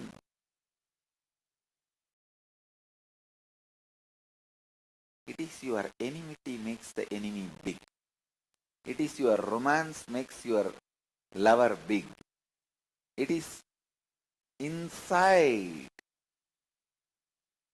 that makes the outside larger than life size.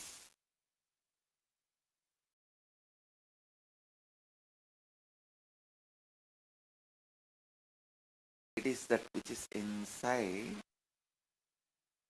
that makes anything which is outside larger than life size. Understand?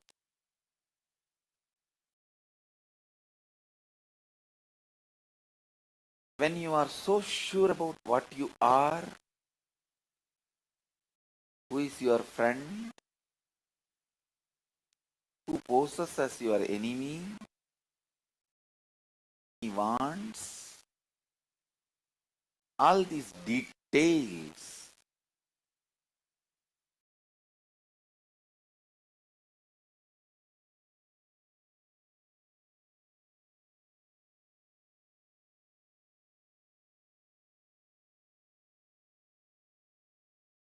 your very thinking will be liberating you.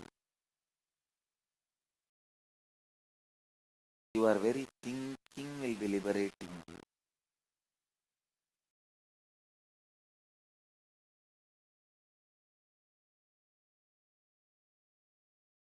Your thinking can be binding you if you have a weak thinking.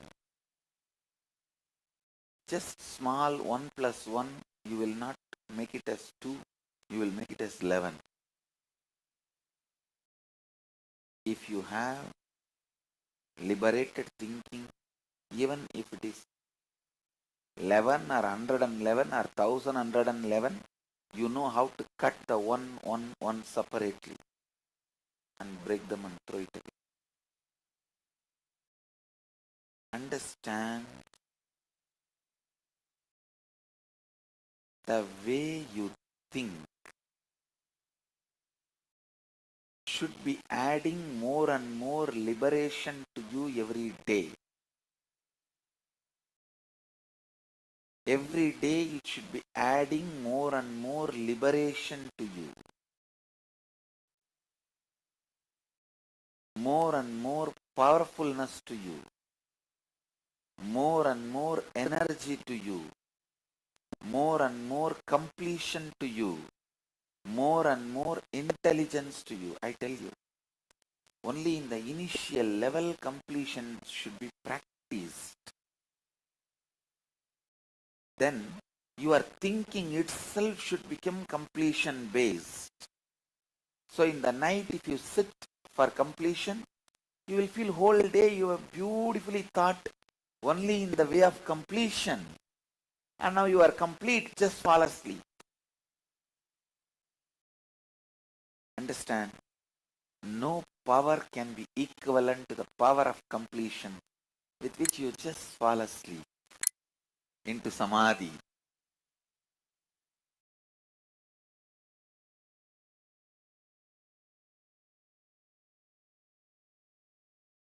No power is more powerful.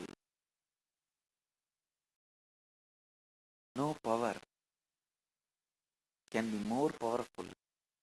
Whether it is the power which comes by money, or power which comes by media power, or power which comes by political power, whatever power, no power can be compared to the power of completion. Simply you fall into Samadhi.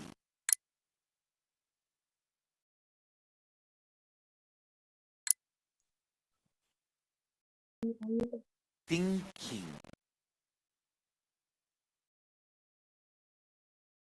Thinking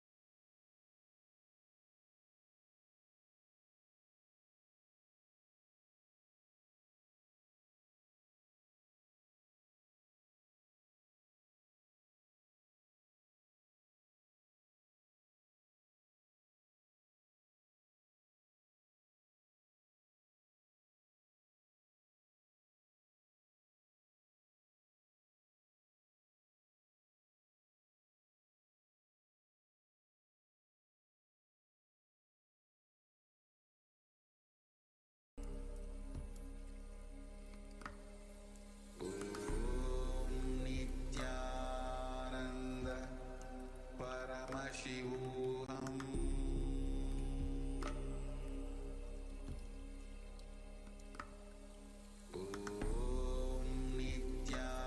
Nityananda Paramashivam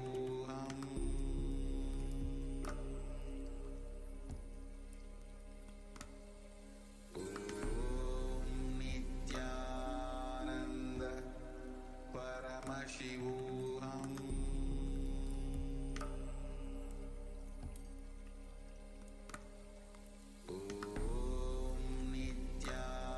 Nityananda Paramashivam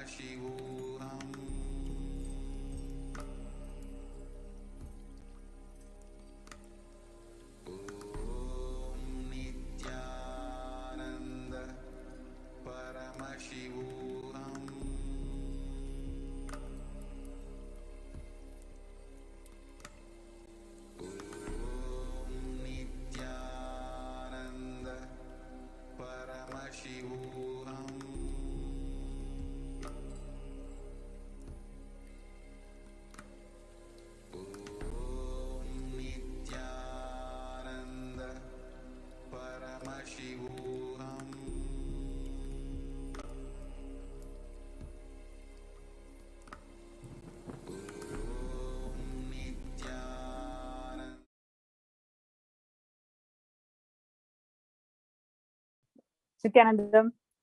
I hope all the viewers and participants learned several techniques from the Supreme Pontiff of Hinduism on how to conquer your inner and outer enemies. So now in this session, we're going to see a very important or a technology, how we can conquer our inner and outer enemies towards the purpose of life. What is our real purpose of life? And what are our inner and outer enemies that we encounter, and how do we overcome them? That's what we're going to see in this segment shortly. And joining with me is Srinitya Amritananda Ayya. Yes.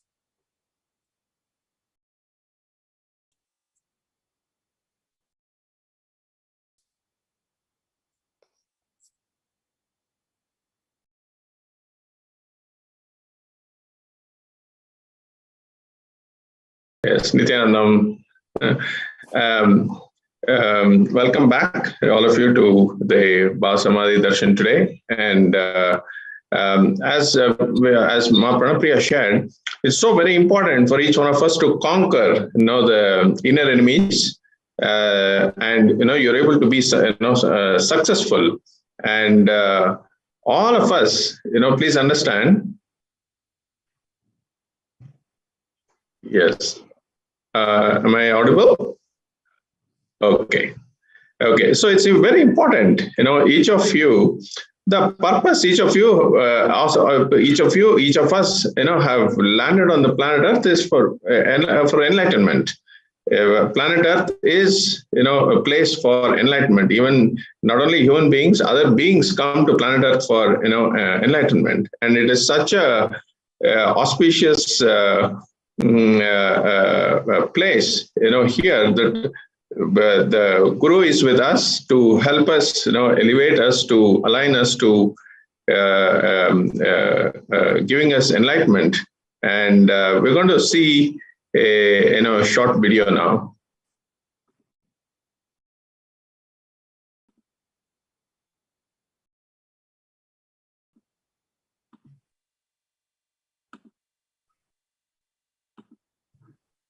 Samba.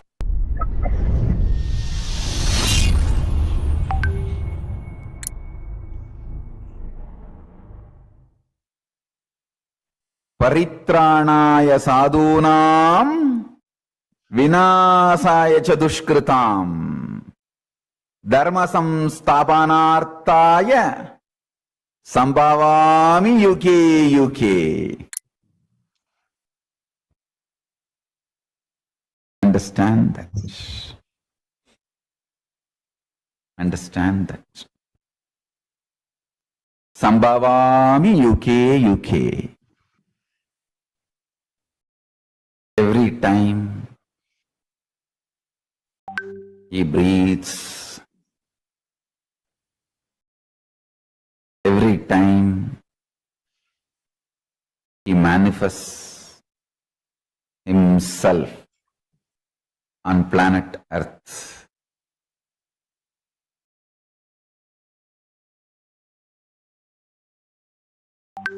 he makes millions enlightened.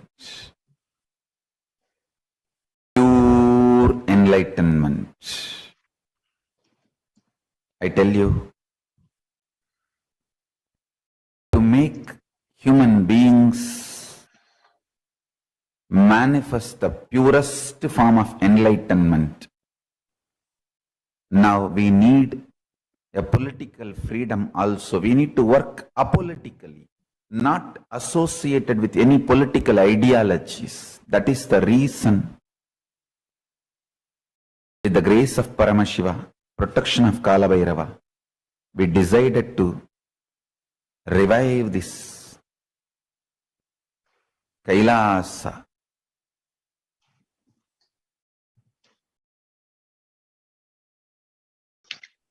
Yes, like how Bhagavan beautifully shared, the purpose of every single human being, every single living being is only enlightenment. And the Kailasa that Swamiji has formed as the first nation of all the Hindus is only for reviving the ancient Hindu civilization and offering the science of living enlightenment to one and all. Now, all of us understand that the very purpose of the very purpose of existence is living enlightenment. Now, what is the obstacles? What are our inner and outer enemies that is actually stopping us from living that purpose? What is that what is that inner and outer enemy that we cherish constantly? It can be any emotion or any commitment that we feel which is taking away from the purpose of our life is our inner and outer enemy. So what is that inner and outer enemy that is actually taking us away from the purpose of life?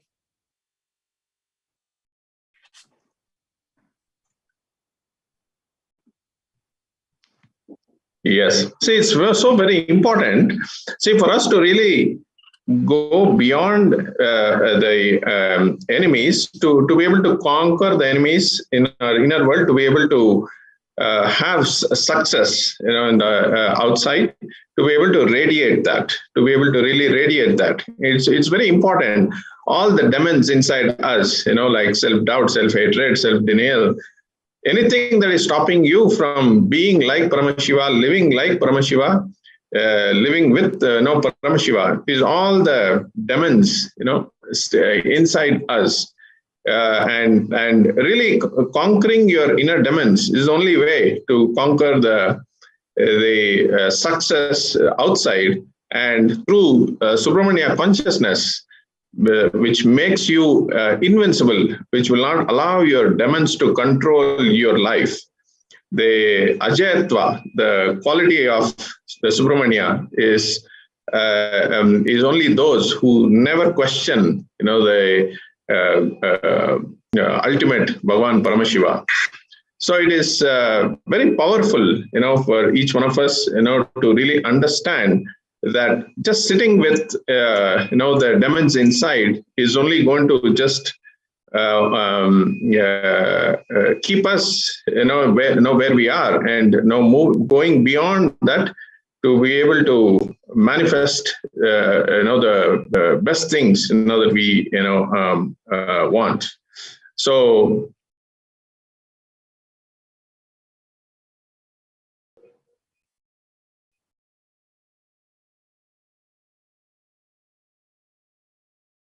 Yes. So really understand we question only the Pashu and Pasha, never, never the Guru, the Pati. Understand? So really, when you look at it, how to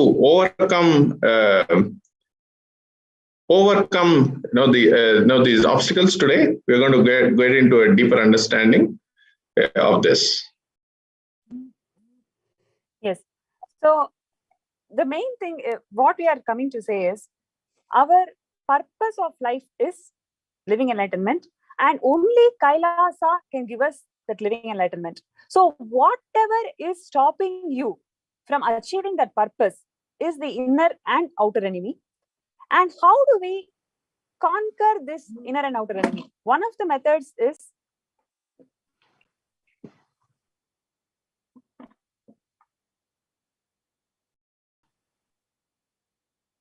sorry for the technical glitch. One of the methods of conquering our inner and outer enemy is to make the enemy stupid. In the sense, how? By elevating your frequency, by elevating your consciousness to higher frequencies, you can make the enemy become redundant and stupid. See, you may choose to attend to each problem one by one, or you can simply make the whole enemy. You can simply choose to make every problem in your life redundant by you making this strong decision to elevate your consciousness to higher frequencies. Just by simply elevating your consciousness to higher frequencies, you will be able to make the enemy look redundant, make the enemy look stupid. So actually we have here one of the participants from last program, and she is Ma Chaya Bharatwaj. She's one of the most successful women entrepreneur in India, and she is one of the founding fathers of Kailasa. She is a Sarvanya Peeta Yajman, and she is going to share a very powerful story, very powerful journey of hers, where she made the inner enemy completely redundant by just elevating her consciousness to higher frequencies. It is such a powerful story, powerful miracle, where we can literally see how by elevating our consciousness, by elevating our frequencies, we can simply manifest miracles in life. Yes, that's really great. I also wanted to add, welcome Machaya, and really it's so very important, just being life positive to just overcome, to make your enemies redundant, is what really we're going to understand. And welcome Machaya. Yes, please go ahead. With how you are, really able to make that beautiful decision, your journey, and please go ahead. Thank you, Nityananda, everyone. Thank you so much for all the kind words, Ma Pranapriya, and thank you for having me here. So yes, I started following Swamiji in 2015, and actually the number of shifts, changes that have happened in my life are so many. It is endless. And in fact, every day I also discover when I look back at something that, hey, this is also changed. Hey, this problem is also not existing anymore. So, but, while there are so many, like my eyeglasses, I've got so many of them. Very recent miracle I wanted to share that happened just, about few days back.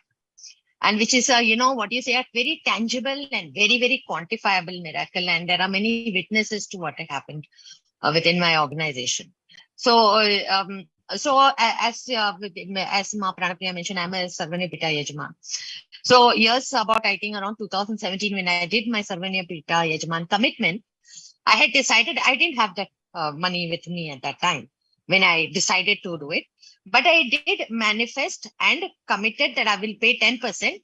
And, I was in Bangalore, Adinam, and when I came back, I did the 10%. And I was also wondering, and in fact, when I was making the commitment, it was December.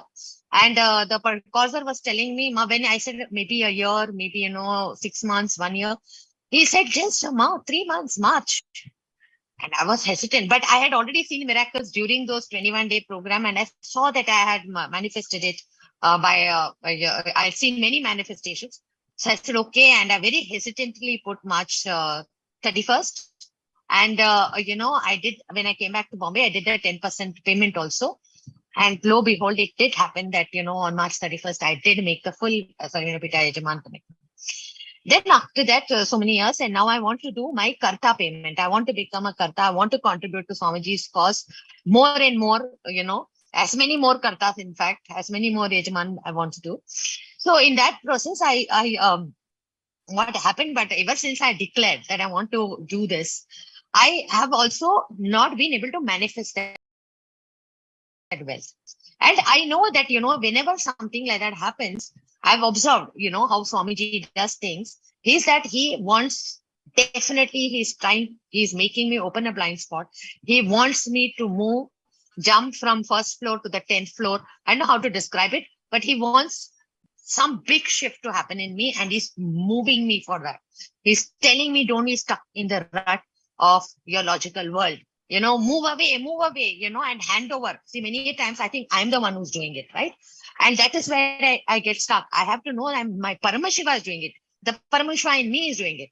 Swamiji is in me. Swamiji is Paramashiva. He's doing it. And that surrender is what will happen. So I felt that, and I was not able to make the shift. Then, also what was happening just 1 week before Diwali, or you can say exactly Saturday, the weekend is going to start. On Friday morning, there's my CFO, my finance team is meeting me, and they are telling me that for the end of the month, we are having a 1.5 crore shortfall. Now, 1.5 crore shortfall means every payment I need to make for the month, we don't have the money. And we are on a Friday. Then there is a long weekend, Saturday, Sunday, Monday is Diwali, Tuesday, we had already declared a holiday. Anyway, most people don't work. Wednesday is Vaiduj. I'm thinking, what the hell, I mean, what are we going to do? I mean, that was my situation. And I was really flustered. And not only are we having a 1.5 crore shortfall for the end of the month, we are ending up at 2.8 crore shortfall for the next month. So, of course, business is going to come and all of that, but these were big numbers. And the 1.5 crore was right now. I mean, we were back in office last week for 2 days and we were going to have to, I was wondering, how am I going to make it happen? Anyway, that conversation ends and I'm thinking what to do, and I'm thinking what do I, and I, of course, in my mind, I'm going on praying to Swamiji, Swamiji, do something, Swamiji, do something. That evening, after, of course, Swamiji is also, opening up Kailasa, and, I want to do the Karta at the earliest. That is my space. Ma Pranapriya called me, and then we had a long half-an-hour discussion, and we were trying to figure out where my incompletions are. And then she made me do some exercises, and I made this big blueprints on how to manifest the wealth and all those things. But then we also discussed how I did the Yajman, and then we discussed that I will make a token payment, because I remember that I'd done the 10% earlier. So I said, whatever I have, despite this condition, because in a situation like this, I need to conserve all my wealth and whatever I can, so that even for my personal account, it will go for my company account. But even then, I did a $6,000 payment immediately. I just did that. Okay, because I just knew I should do it. I mean, I knew that it is nothing compared to what Swamiji is trying to do with me. And after that, 5 days happened. And then last Thursday, office opens. And I meet my finance CFO, and I'm telling her, Ashta, we need to meet, because we have to discuss how we are going to overcome this. And there is only tomorrow left, even in this week. Next week, we are in this, we'll have to pay all the salaries. So she said, no, we have done some adjustment. I said, okay, whatever, I need to see it. It's a big amount, you have to meet me. I want to meet. It's been for last 5 days. It has occupied a big chunk of my mind space. So then after some time, she met me, and then we opened a big spreadsheet. The spreadsheet pulls in data from all our other spreadsheets, where the funds come in, funds go out. And then suddenly I'm seeing that 1.5 crore number, shortfall number, in fact, was 1.58 crore, has come down to 57 lakh. So, and we just had a holiday. There was nothing that had happened. So I was just wondering how that happened. So I asked her how that happened. And there were 3-4 people from the finance team, and they were all trying to figure out. And then they said, no, this something, that's something, we did. Then I said, okay, but even then that doesn't explain, how this number has come down so much. And then I looked at the next figure, which is the November end figure, which was 2.8, has come down to 12 lakhs. So I said, how did that happen? They said, no, it is not 12 lakhs, it is 1.2 crore. I said, no, read it, it is 12 lakhs. So then they did. And then, yes, they were all confused. There was a total confusion between them. They were not able to figure out. And then it was very, very evident that beyond our logic, our funds had come in. There was a fund that was there. Either it was not seen by us, or whatever, it was manifested within our system. It is manifested for us. So therefore, it is from our accounts.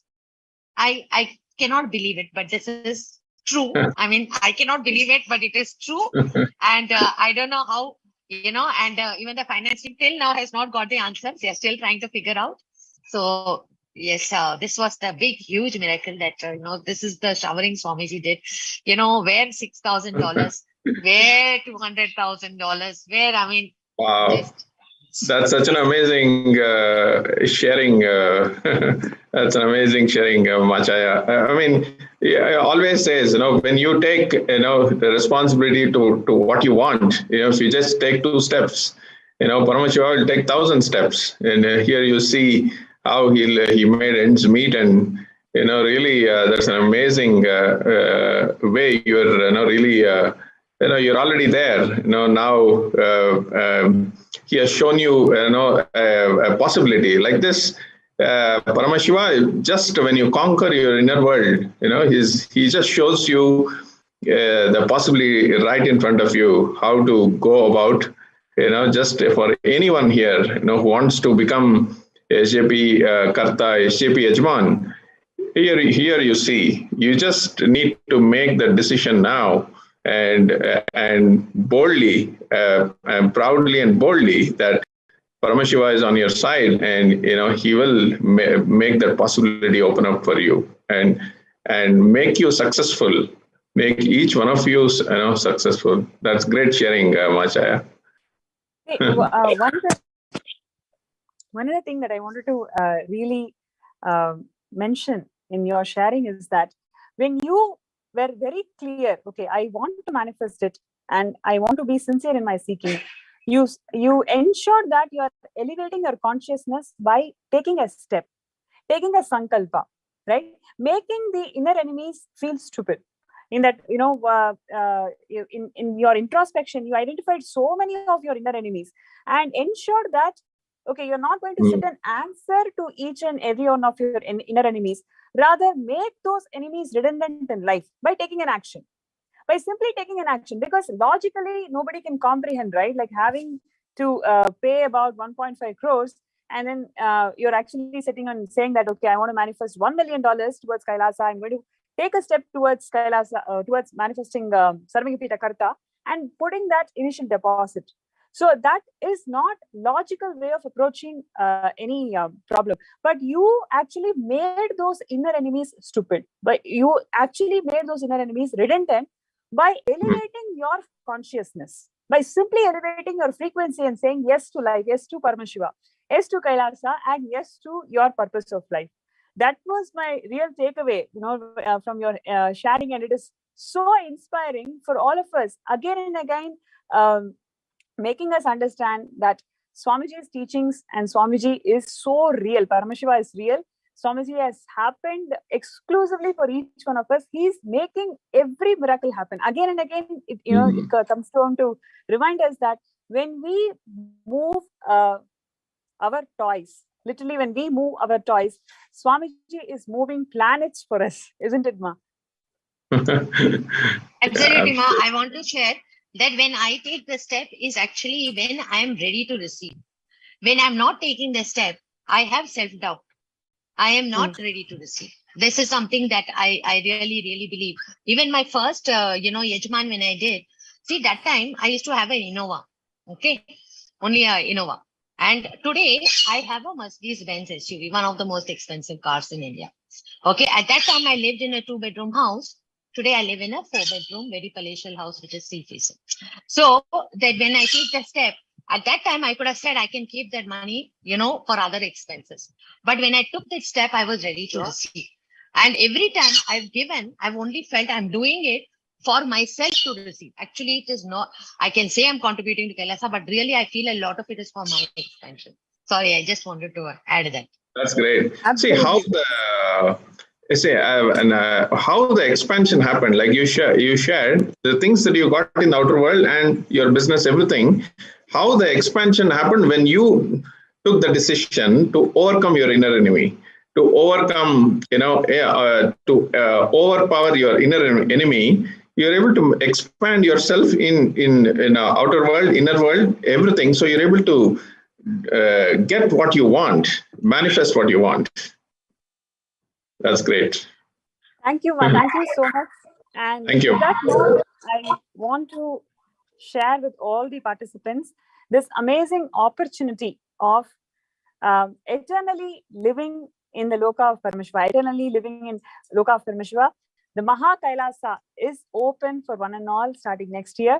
And the biggest opportunity for all the human beings to receive the Darshan and blessings of Bhagavan directly. So all it requires is few of us coming together and contributing towards the seed fund of Maha Kailasa.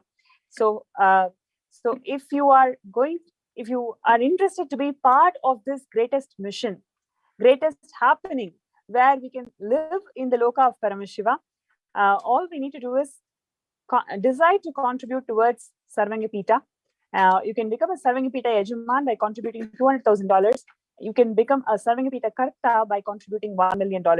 And there are several people across the globe, so many number of you across the globe have got your intentions for becoming a Sarvangapita Yajaman and Karta. If you have not filled your intention, here is the form. And you can sign up to become the Wow, Sarvanga I see more exciting news down there. I'm so excited for all the participants here today. Yeah, really.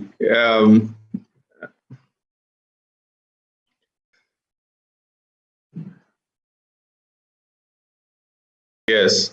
So really, it's such an amazing, opportunity for all of you to take the action, right now, to be, to sign up, to become Sarvanga Pita Yajman Karta.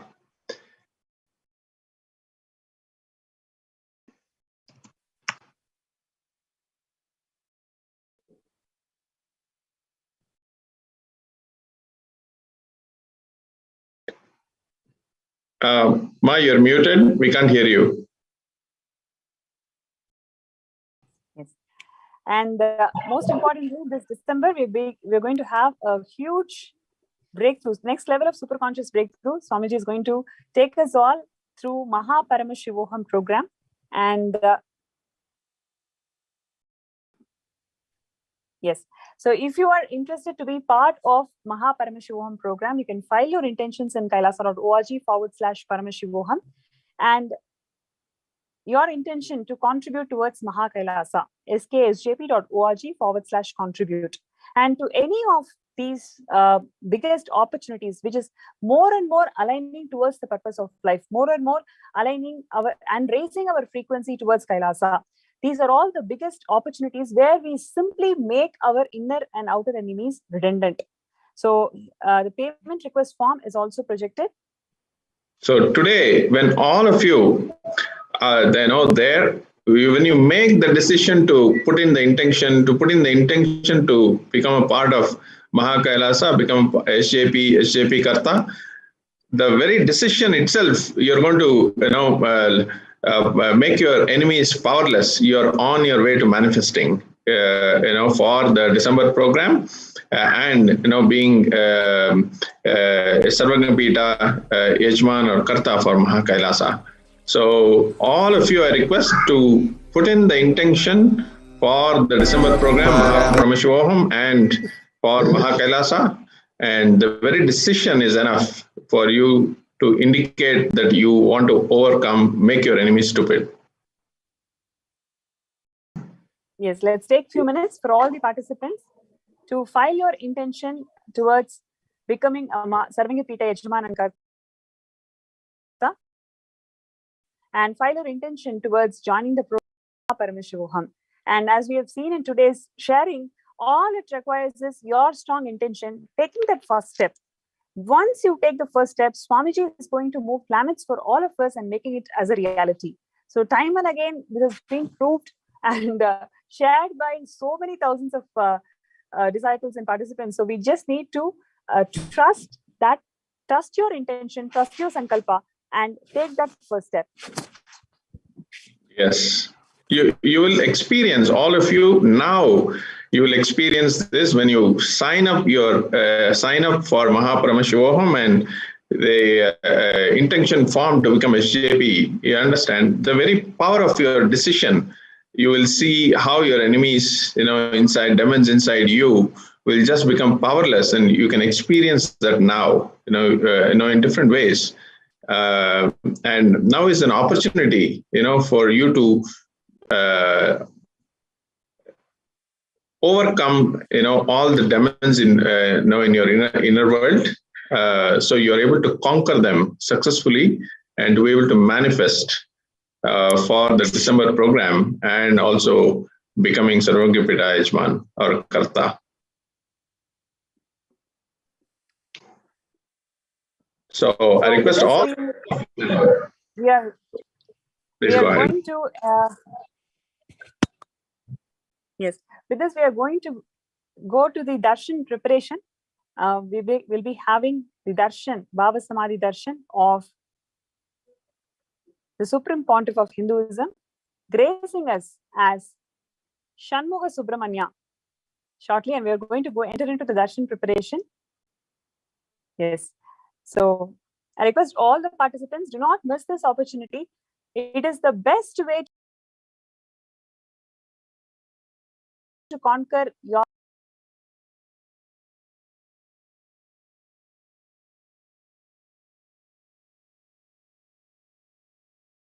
enemies towards your purpose of life.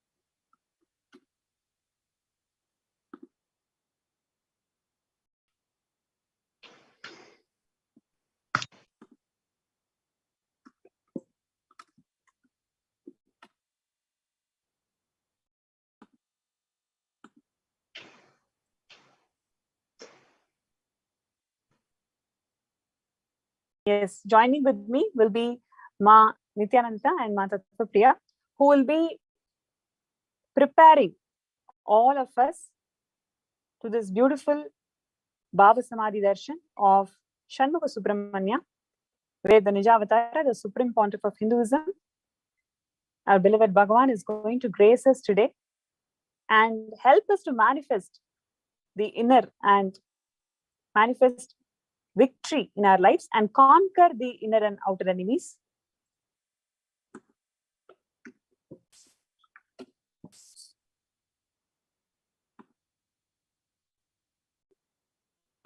Yes. So let us all now get ready, enter into the preparation for Bhava Samadhi Darshan. Let us now understand what is Bhava Samadhi Darshan. All of us are going to be receiving the Shanmukha Subramanya Bhava Samadhi Darshan.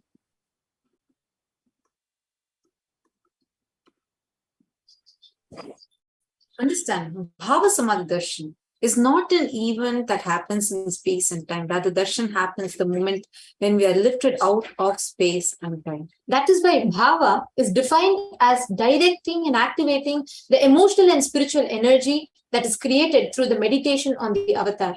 And during the Bhava Samadhi Darshan, our neurons, the brain neurons, mirror that of the avatar, meaning the mirror neurons, as special neurons that are there in our brain, that can imitate just through the act of seeing. And these neurons activate and process all the observed movements or information of the avatar just by seeing, without any physical act of imitation. That means our entire body, silently and without any movement, recreates what is happening distances far away in the avatar, experiencing the superconscious energy that is radiated by the avatar, by Swamiji.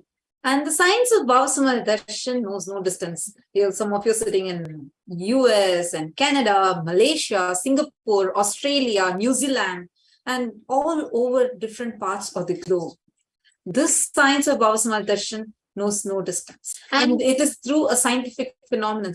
Modern science calls it as quantum tunneling.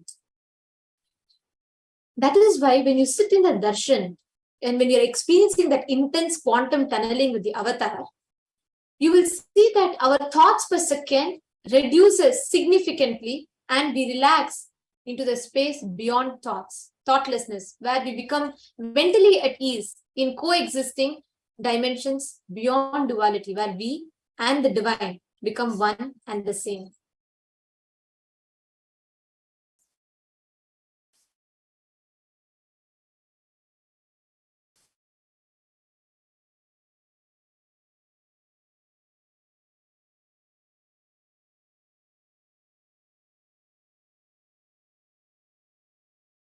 Now let us understand the science of Bhava Samadhi Darshan. This is a beautiful incident where when once Krishna looked at his own extraordinary sweetness reflected in a jeweled wall, he was amazed and said, "How unprecedented and astonishing is this deep and indescribable sweetness of mine. Alas, when I see it, even I become greedy to enjoy its sweetness, just like Radhika. When I see my own sweetness in the mirror, I become eager to taste it, but I can't. After due consideration, I find the only way to relish the sweetness is the constitution of Sri Radhika." This is a reference from Chaitanya Charitamrita.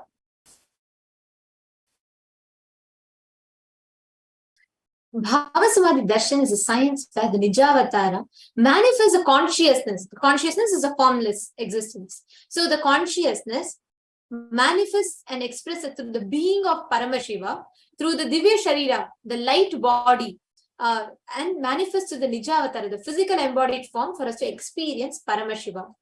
So, for example, if we take Devi Paramashiva Shakti, the consciousness of Devi Paramashiva Shakti expresses through the being, the light body of Rajarajeshwari, and manifests as a physical form, the Nijavatara of Devi Meenakshi. And today, as we are going to be having the Subramanya Bhava Samadhi Darshan, Bhagavan Paramashiva, the consciousness of Paramashiva, expresses through the being of Subramanya and manifests as Nijavatara, the physical form of Bhagavan Muruga. Bhagavan Paramashiva expresses through the being of Arunagiri Yogishwara and manifests as a Nijavatara, the physical embodied form of Supreme Pontiff of Hinduism, Bhagavan NITHYANANDA ORDER. Same way, Bhagavan Parandama expresses through the being of Mahavishnu and manifests as Nijavatara, the physical form of Bhagavan Krishna. So this is the science of Bhava Samadhi Darshan. We see in so many temples, we go and see the deities. So the beings from Kailasa come down and manifest through two ways. One is through the Archavataras. Archavataras are the deities that we see in the temple, and through Nijavataras. So when we see in what we are seeing today, what we're going to be experiencing is the deities manifesting through Nijavatara, through the Bhava Samadhi Darshan. So Archavatara reflects the consciousness, and the Archavataras reflect the consciousness and manifestation of the being of the superconscious energy. But because we human beings are not mature enough to receive that higher level experiences directly from the Archavatara, to bridge this gap, the Nijavatara, out of this compassion, manifests and gives us all this superconscious energy experience. So when we all sit and receive the Bhava Samadhi Darshan of the Nijavatara, when Swamiji manifests the different beings of Paramashiva, like Subramanya, Ganesha, Devi, like that, when Swamiji gives different manifestations of the Bhava Samadhi Darshan, all the powerful cognitions, concepts, powers of that deity is awakened in us. Please understand, today when we are all going to receive the darshan of Bhagavan Subramanya through Swamiji, all that powerfulness, Swamiji explained about Ajayatva, Swamiji explained about invincibility, Swamiji explained about how Subramanya trusts on Paramashiva. Each and every component of this is awakened in us. The dimension of Paramashiva manifesting in the Nijavatara for us to experience the same is Bhava Samadhi Darshan. It is a direct experience of costless bliss. During the Bhava Samadhi Darshan, our whole beings comes alive and celebrates with the energy wave of existence. Our very muscles will learn to imbibe and radiate Paramashiva. That Bhava Samadhi Darshan is like a window to the cosmos, to the infinite expanse of consciousness, which allows us to glimpse the formless in a way that we can relate to. Even without much effort from our side, our very biomemory awakens to the space of Paramashiva, the ultimate consciousness, during the Bhava Samadhi Darshan. To have a glimpse of the avatar, the darshan of the avatar, cleanses janmas of karmas that we have accumulated and creates a deep, lasting transformation in us. So what is the right space, the right context to receive this darshan in? The space of gratitude. Because gratitude enables a reflection of consciousness on all levels, whether it's physical, psychological, ultimately even in your conscious level. That is why we do this darshan preparation process, where this darshan meditation, when you do it as a preparation, it helps us to fall into that space of gratitude. And it is during that time that we draw our conscious resolutions, the Satya Sankalpa of anything we want or need in life. And we become ready purely to reflect the consciousness of Paramashiva. And that is all you need to manifest the best for your life and for the life of people around you. Now, what's the right context to be in? The context of Soham. I know, Prabhu, I know you are the source of everything. You are everything. You are in the embodied form of the Supreme Pontiff of Hinduism, Bhagavan NITHYANANDA ORDER. And you are in this body also. You are the source of both. Let me connect with you. Let you reveal yourself to me. Let me be in the Bhava Samadhi of you. Now, with the same context, let us all get ready to receive the Bhava Samadhi Darshan. We will give you all a minute or two to please set up your Panchopachara Puja kit.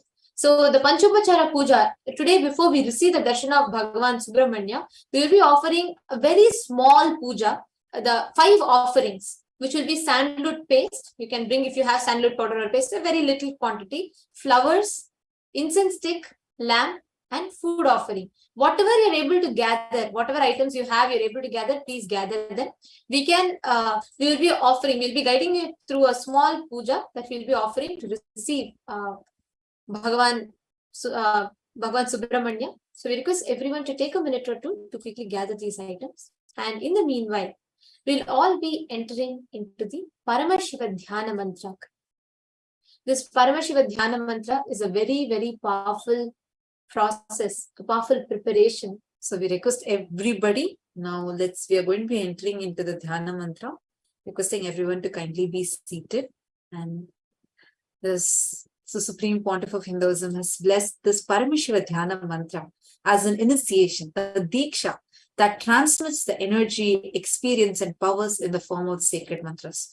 Just like how the avatar transmits Shaktis by a look, the Nayana Diksha, or a touch, Sparsha Diksha, similarly the avatar births himself as the mantra which encompasses all his Shaktis, energies, and transmits those Shaktis to the devotees.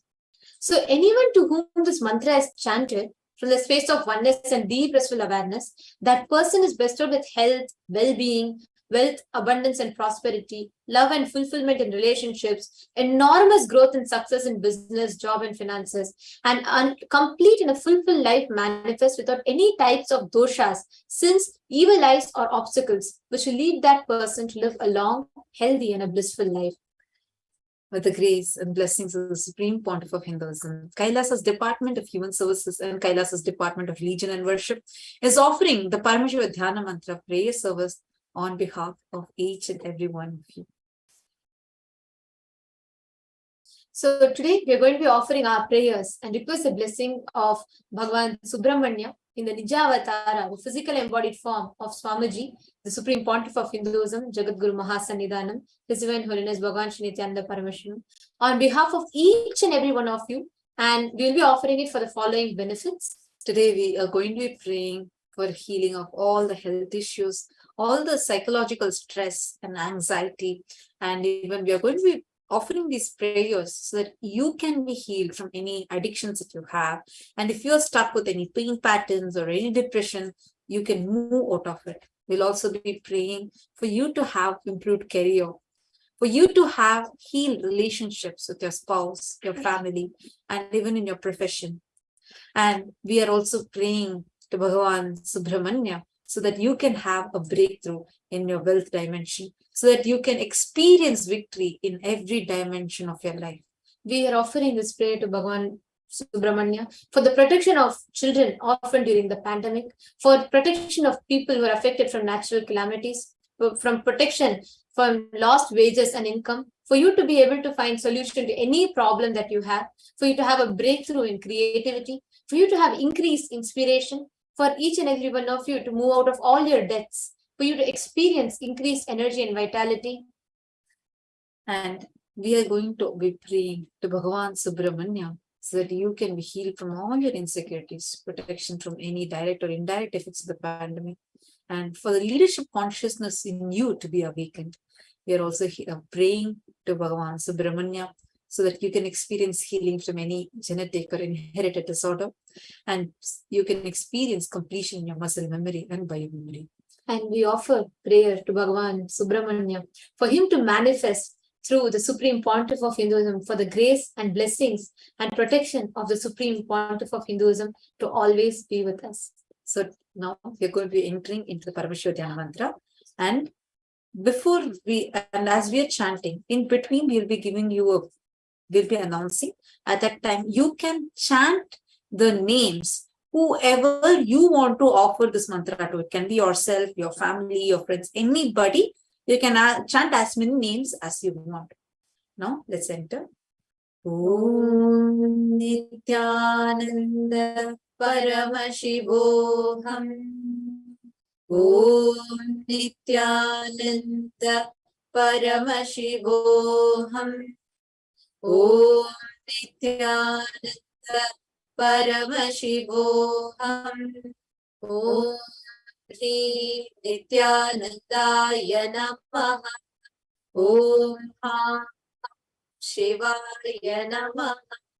Nityanandam Paramasukadam Kevalam Jnanamurtim Tvadvatitam Gagana Sadrisham Tattvamasyaadhilaksham Ekam Nityam Vimalamachalam Sarvadhi Sakshi Bhutam Bhavatitam Trigunarahitam Sadgurum Tam Namami. I surrender to that Sadguru whose eternal bliss, the bestower of supreme happiness, the one whose embodiment of wisdom, who is beyond duality, who is omnipresent, to whom the supreme goal is giving the enlightenment experience, who is eternal, pure and unshakable, who is a silent spectator of all thought processes, who is beyond any emotions, who is without the three qualities called sattva, rajas and tamas. When you make a conscious resolution in the presence of the avatar, the power of that sankalpa itself will deliver the experience and manifest your reality. Let us all now enter into the conscious resolution, the sankalpa. Om Mamopata Samasta Duridakshe Dvara Bhagavat Shri Nityananda Paramashiva Prityartham. I am taking this conscious resolution today for destroying all my karmas and sins, and in order to please Bhagavan Shri Nityananda Paramashivam, Asya Devadevasya Mahadevasya Akhilanda Koti Brahmanda Nayakasya, who is the God of all gods, who is the greatest of gods, Lord of universes and multiverses, who is the Lord of the cosmos, Sakala Jagat Srishti Sthiti Samhara Tiro Bhava Anugraha Kya Panchagritya Parayanasya, the one who does the cosmic action of creation, sustenance, rejuvenation, pulling out of delusion and liberation. Adimadhyantarahitasya Aprameya Parakramasya Tattvartha Gocharasya, the one who is the beginning, middle and end, the one who is immeasurable. Akara, Ukara, Makaratmaka, Pranavatmakasya, Vrishabharudhasya, Mahadevasya, Kamikadivatulanta, Mahatantrakya, Shaivagamaswarupasya, Sakalanigamagaswarupasya, Shuddhadvaita Shaivaswarupasya, Nityananda Padasthasya, Nityananda Swarupasya, Shuddha Satchidananda Vigrahasya, Rupa Rupatitasya, Sakala Nishkala Swarupasya, Nitya Niranjana Niramaya Nirvikara Khandadi Visheshanasya, Shri Nityanandeshwari Paramashiva Shakti Sameta, Shri Nityanandeshwara Paramashivasya, Shri Nityanandeshwari Paramashiva Shakti Sameta, Shri Nityanandeshwara Paramashiva Avatara Bhutasya, Sarvadeva Devi Swarupasya, Bhagavataha, Shri Nityananda Paramashivasya Charityartham. Shubhe Shobhane Muhurte Adya Brahmanaha Dvitiya Pararde Shri Shvetavaraha Kalpe Vaivasvatamanvantare Ashtavimshati Tame Nitya Yuge Prathame Pade Jambho Dvipe Bharata Varshe Bharata Khande Meroho Dakshine Pashve Shakabde Asmin Vartamane Vyavaharike Prabhavadinam Shashtyaha Samvatsarana Madhye Shubhanama Samvatsare Shubhayane Shubharatau Shubhamase Shubhapakshe Shubhatitau Shubhavasara Yuktayam Shubhanakshatra Shubhayoga Shubhakarana Evam Guna Visheshana Vishishtayam Asyam Shubhaditau. During this auspicious time, during the second half of the lifetime of Lord Brahma, during the Kalpa called Shvetavaraha, during the regime of Vaivasvata Manu, during the first quarter of the Yuga called Nitya Yuga, in the island called Jambu, in the continent called Bharata Varsha, in the Indian subcontinent called Bharata Khanda, in the southern side of the Mount Meru, in the Shaka era, during this auspicious year, which is one of the set of 60 years which is in practice, of which Prabhava is the first year, in the auspicious Ayana, in the auspicious season, in the auspicious month, in the auspicious paksha, on the auspicious tithi, on the auspicious day, during the auspicious nakshatra, auspicious yoga and auspicious karana, during such an auspicious moment. Adi Kailase Kalpavrikshasya Adhaha Nityananda Nagare Smrita Smritanam Muktidayake Mahakshetre. Now we request all the participants that are offering this Paramashiva Dhyana mantra, whether to yourself or to someone else. If you are offering to any male, kindly chant the male names now. Namadheyasya. We now request all the participants, if you are offering this Paramashiva Dhyana mantra to a female, whether it is yourself or to someone else, but if you are offering to a female, please chant the name of all the female participants now.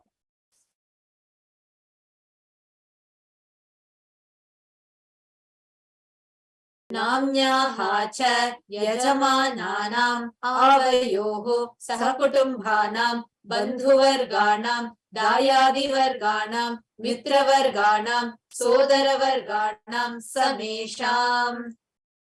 For all those who are participants, hosts and me, with their families, relatives, inheritors, friends, brothers and everyone. Sarvabhishta siddhartam, sarvamangala-vaptyartam, uttarottaranavachinna, sthira-lakshmi praptyartam. Always let there be all types of good and auspiciousness. Always let there be unbroken flow and steady flow of abundance, prosperity and wealth. Kutumbe sarvesham sarvabhishta siddhartam, chintita manorathavapyartam. Let the family always have all kinds of auspiciousness and anything which is desired be fulfilled. Samesham adhivyadhinivrityartam, samesham shiradipada-paryantam, vidyamananam sameshu angeshu janita janishyamana sakala vidha nana vidha roganam vyapohartam tadvara arogadridagatra vapuhu siddhyartam. Let all the chronic diseases be healed. Let all kinds of diseases and disorders in the body, starting from head till toe, which has occurred or which is yet to occur in various parts of the body, be healed. Let a strong, diseases, healthy, handsome and graceful body be obtained.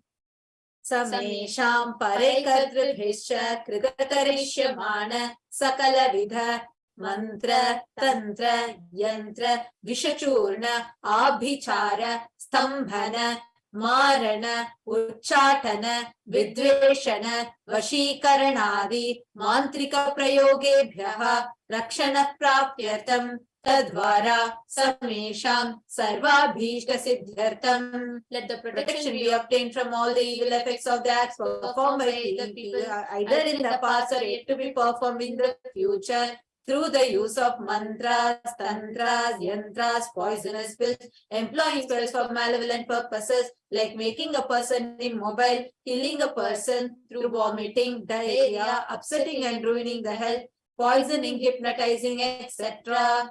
Apamrityu dosha nivrityartam, kala mrityu, akala mrityu, durmrityu nivrityartam. Let all the doshas or ill effects related to death, like destined death, unnatural death, fatal death, be removed. Samesham antardrishti, bahidrishti, krura drishti, vyapara drishti, anukula drishti, pratikula drishti, ityadi sakala vidha drishta dosha nivrityartam. Let all the effects of evil eyes from known and unknown sources, effects of cruelty filled eyes, evil eyes of business enemies, evil eyes of people who may project as if they are well-wishers, effects of the evil eyes of the people who are against our well-being be removed. Samesham antashatru, bahishatru, krura shatru, vyapara shatru, anukula shatru, pratikula shatru, ityadi sakala vidha shatru badha nivrityartam. Let all the effects of the inner enemies, outer enemies, fierce enemies, business enemies, enemies who project themselves as good, and enemies who work against our well-being be removed. Samesham matrushapadi sakala vidha shapanam vyapohanartham. Let the effects of all the curses right from the mother be removed. Anadi avidyavasanaya pravrittamane asmin mahati samsara chakre vichitrabhihi karmagatibihi vichitrasu yonisho punah punaha anekadha janitva. From time immemorial, due to ignorance, we get caught in the vast cycle of birth and death. Due to the effects of our action, we take birth again and again in various bodies, which is quite strange. Kenapi punya karma visheshena Bhagavataha Shri Nityananda Paramashivasya Aparimitaya Kripaya Idanintana Manushya Janma Praptavatam. Yet, due to some good action, with the extreme and immeasurable compassion and grace of Bhagavan Shri Nityananda Paramashivam, we have been blessed with a human body. Samesham Iha Janmani Purva Janmani Janma Janmantareshu Sarvaihi Kritanam Shiva Ninda Devi Ninda Guru Ninda Dosha Vyapohartam Shiva Paradha Devya Paradha Gurva Paradha Dosha Vyapohartam. Any kind of abuse we may have done to Paramashiva, Parashakti and Guru in the present birth, past birth, or in any of the births we removed, any kinds of crimes or offences committed against Paramashiva, Parashakti and Guru be removed. Brahma Hatya Surapana Swarnasteya Guru Talpa Gamana Tatsansargakhya Panchamahapatakadi Samasta Papa Vyatirektartam. Let the 5 great sins like killing a Brahmin, drinking prohibited alcohol, stealing gold, having illicit relationship with Guru's wife, one's own mother, elder sister, and other such motherly figures, and associating with those people who have committed one or the other above mentioned sins be removed. Apicha sarvai balye vayasi kaumare yauvane vardhakyecha. Let all the karmic effects of actions done as a child, adolescent, youth, and as an old age person, Jagrat, Swapna, Sushupti, Avasthasu. Let all the karmic effects of action done in the wakeful dream or deep sleep state, Karmendriya Jnanendriya Vyaparaihi Sambhavitanam. Let all the sins done through Karmendriyas, that is the 5 organs which perform action like speech, hands, feet, excreting and reproductive organs, and Jnanendriyas, that is the 5 organs which receive information like ears, eyes, nose, tongue and skin. Rahasya Kritanam, Prashashakritanam, Adipatakanam, Upapatakanam, Sankali Karananam, Malini Karananam, Apatri Karananam, Jati Bhramshakanam, Prakirnitanam, Evam Navanam, Navavidhanam, Bahunam, Bahuvidhanam, Sarvesham, Papanam, Sadhyaha. Let the sins which were done openly or secretly, the greatest of the great sins, minor of the minor sins, multiple sins, sin like raping a woman, unjustifiable sin, sin of destroying the caste system, narrow-minded sins, such 9 types of sins and 9 sins, more sins and more types of sins be removed. Apanodana Dvara Samasta Mangala Vaptyartam Shiva Bhakti Devi Bhakti Guru Bhakti Siddhyatam Paramashivatva Paramashiva Sthiti Paramashiva Shakti Siddhyatam. Through the removal of sins, let us be showered with all auspiciousness, and let Paramashiva Bhakti, Devi Bhakti, and Guru Bhakti be obtained. Let the state of Paramashiva, space of Paramashiva, and powers of Paramashiva be obtained. Kutumbe Sarvada Sanmangala Praptyartam Anyonya Prema Bhivridyartam Purnatva Siddhyartam Sarva Panivrityartam. Let the whole family always be showered with all auspiciousness. Let mutual love bloom among all the people. Let completion happen. Let all the mishap be removed. Ksheprarogya Vapyartam Ayudbhividyartam. Let healthy body be obtained instantly and immediately. Let longevity be bestowed. Vyapare Udyoge Cha Sarva Janavashikaranartam Tadvara Unnato Natasthana Praptyartham. Let your charisma impress everyone in business and job, and through that, let you attain the best of the best position. Bahudhana Saukya Praptyartham. Griha, Kanaka, Pashuputra, Pautra, Dhanadhanya, Saukya Praptyartham. Let extremely wealthy and happy life happen. Let various wealth be showered in the form of house, gold, cattle, children, grandchildren, money, grains, and all the comforts related to worldly life.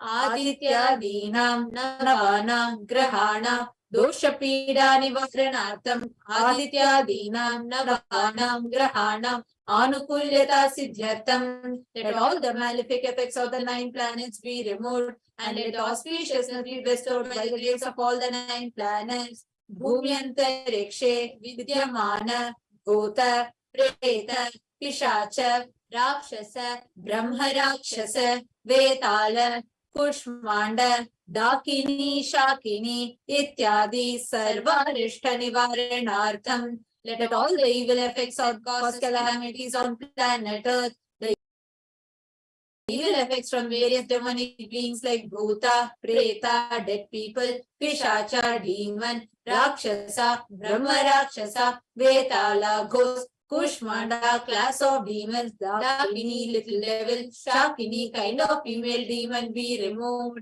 Manovyakulata Nivaranartham. Let the mental confusion and worry be removed.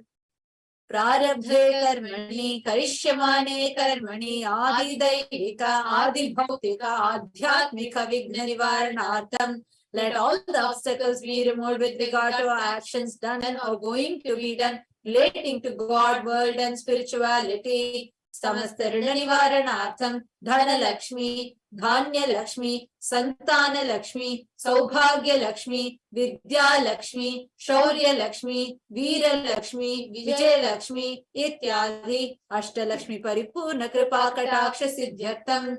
Let all the loans be removed. Let all the Ashta Lakshmis like Dhana Lakshmi, wealth, Dhanya Lakshmi, food and grains, Santana Lakshmi, offspring, Saubhagya Lakshmi, fortune, Vidya Lakshmi, knowledge, Shaurya Lakshmi, bravery, Veera Lakshmi, heroism, Vijay Lakshmi, success be showered.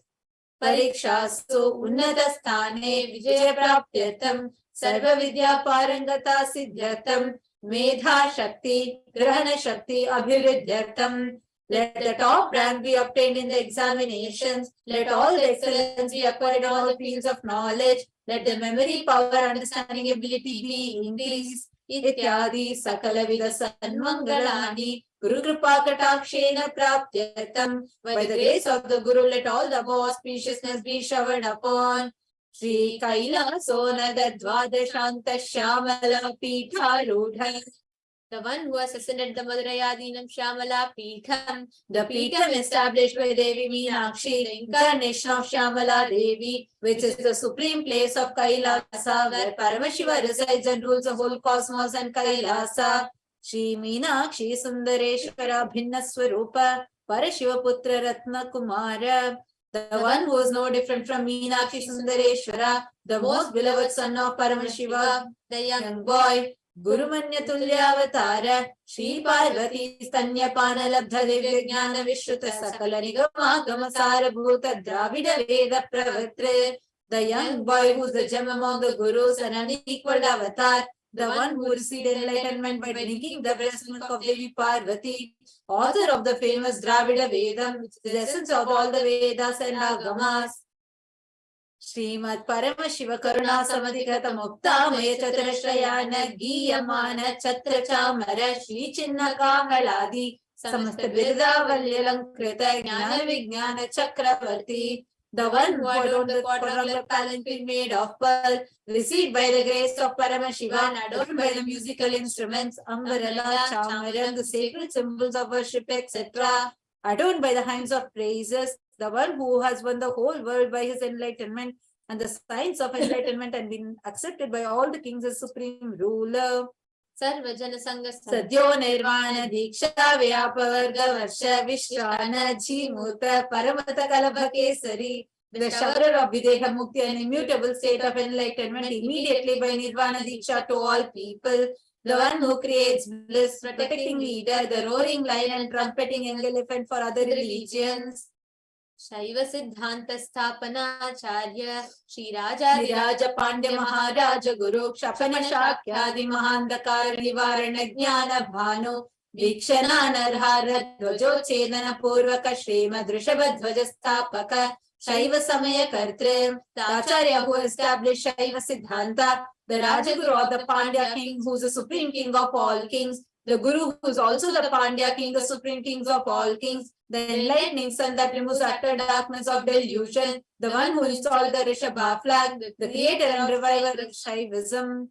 Sarvajna Pitha Rudha Shri Jagat Guru Shri Jnana Sambandha Deshika Swami Vagisha Sundara Manikya Vachaka Swami Nam Avatara Bhuta Shri Jnana Sambandha Swami Punarudhrita Shamala Pita Sarvajna Pita Trinaradyuttara Dishitama Guru Mahasannidhana, the one who is the ruler of Sarvajna Pita, the seat of omniscience. O the avatar of such above mentioned attributes, the Guru of the whole world, Shri Jnana Sambandha Deshika Swami Appar Sundara and Manikya Vajaka Swami, O the ruler of the kingdom of enlightenment, the Shamala Pita Mahasamsthana, which was revived by Jnana Sambandha Swami, O the one who has ascended the seat of omniscience, the 293rd Guru Mahasannidhana. Arunagiri Yogeshwara Paramparagata Arunachala Sarvajna Pita Guru Mahasannidhana, the one who has ascended the seat of Arunachala Sarvajna Pita in the lineage of Arunagiri Yogeshwara, Kailasa Paramparagata Kanchi Kailasa Sarvajna Pita Trimchaduttara Dushatatama Guru Mahasannidhana, the one who has ascended the seat of Kanchi Kailasa Sarvajna Pita as the 233rd Pontiff Guru Mahasannidhanam in the lineage of Kailasa. Nityotsav Nitya Mangala Nitya Kalyana Nitya Rajita Kailasa Paramparagata Adi Kailasa Nityananda Pita Mahasamsthana Mahasimhasana Pita Kartre, the creator of the Nityananda Pita Mahasamsthana Mahasimhasana Pita, which is eternally celebrating auspicious festival and having the attractive energy of enriching. Sakshat Shri Paramashiva Samudbhota Kailasa Paramparagata Vaivasvatamanishvako Harishchandra Bhagirata Shri Ramachandra Shurasena Ityadi Anavachinna Sarvabhauma Chakravarti Paramparagata Chatushashti Yogini Mandita Chatushashti Sampradaya Pravartaka Manudharma Shasana Surya Vamsha Prapta Sarvajna Pita Surangi Samraja Murda Vishikta Chudamani Sakshat Shri Paramashiva Samudbhota Kapila Mahaguru Punarudhrita Mahanirvani Pita Ashtottara Sahasra Shri Mahamandaleshwara,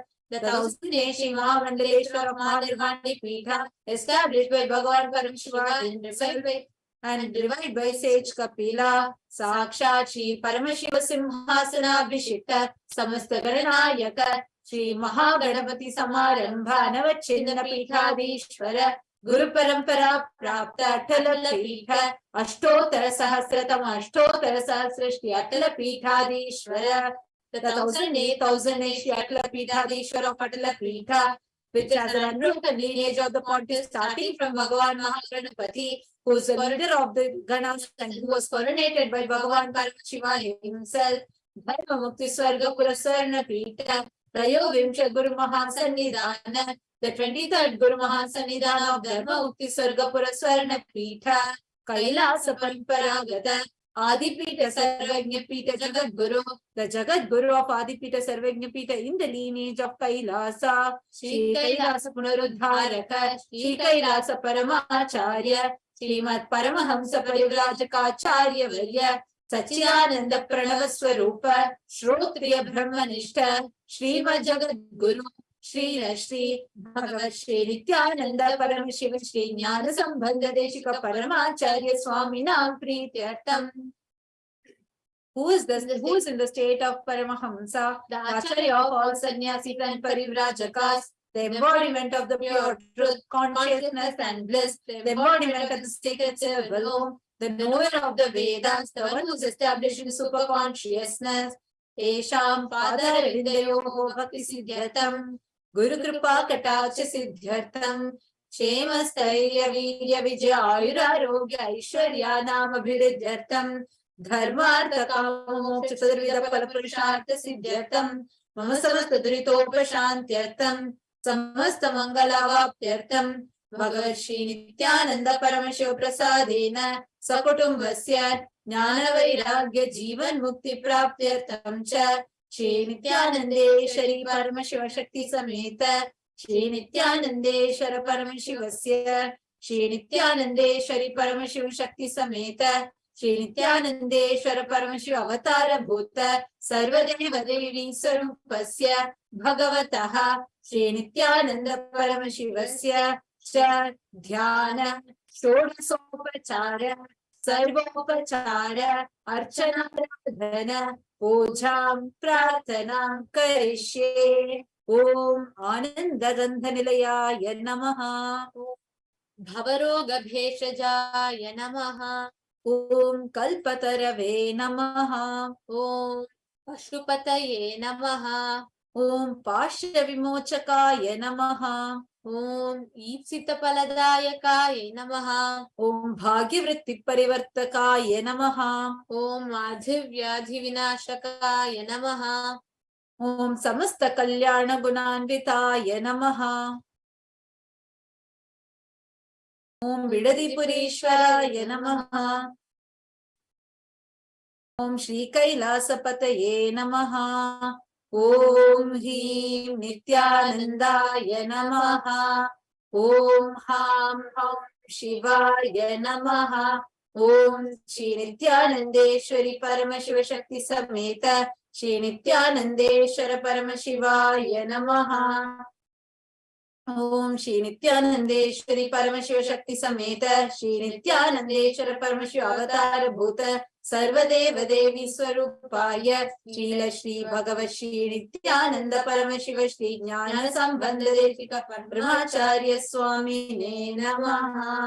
Om Nityanand. Now, in the same space of divine gratitude, let us all get ready to receive the darshan, the Bhava Samadhi darshan of Bhagavan Subramanya himself. Now we request everybody to get your Panchopachara Puja kit and settle down. All of us are going to be receiving the darshan of Bhagavan Shanmukha Subramanya through the Nijavatara, Supreme Pontiff of Hinduism. So let us all enter into preparing ourselves to receive the darshan. We request everybody to take a few minutes, get your Panchopachara Puja kit and settle down.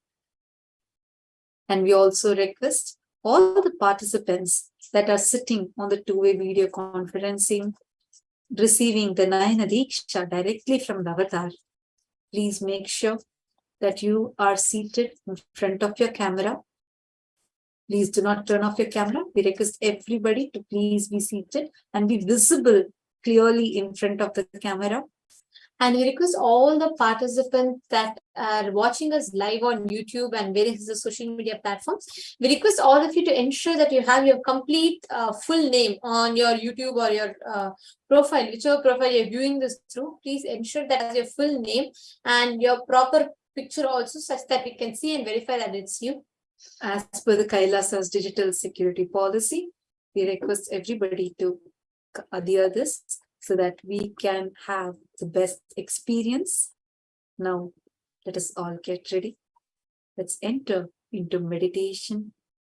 Please sit with your head, neck, and spine in a straight line. Inhale and exhale deeply and slowly.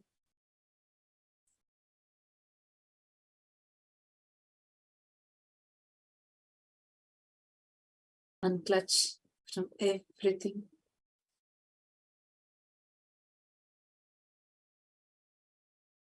Enter into a deep space of gratitude.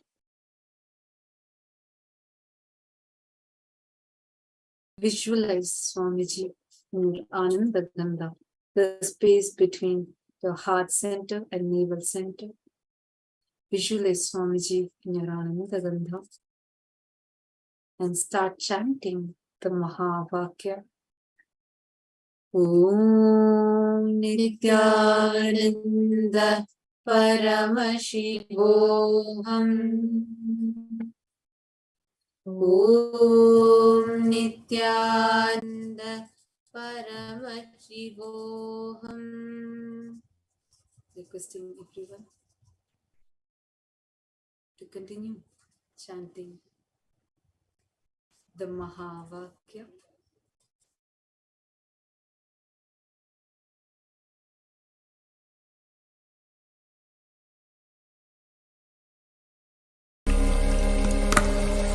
Om Nityananda Paramashivam.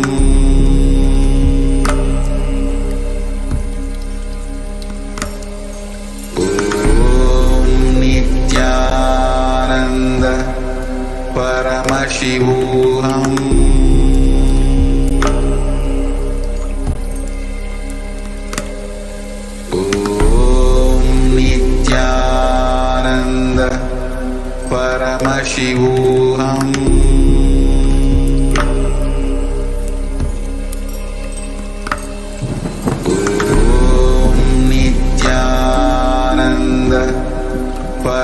Paramashivam. Om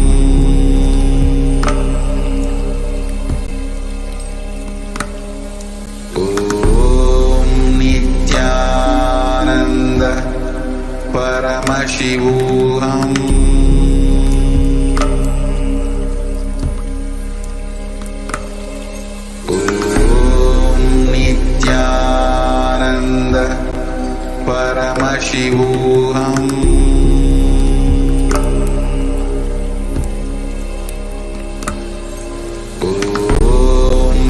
Nityananda Paramashivam.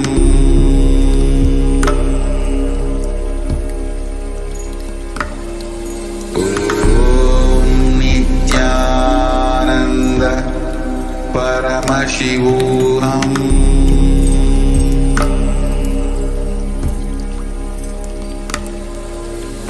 Om Nityananda Paramashivam. Om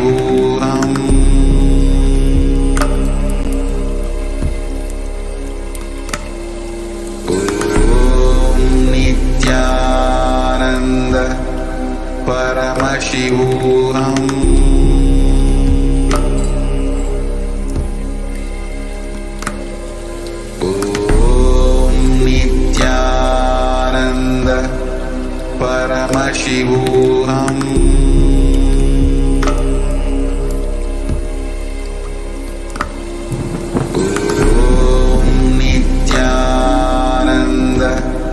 Paramashivam. Om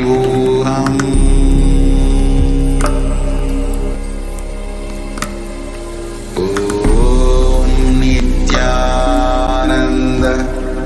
Paramashivam. Paramashivam.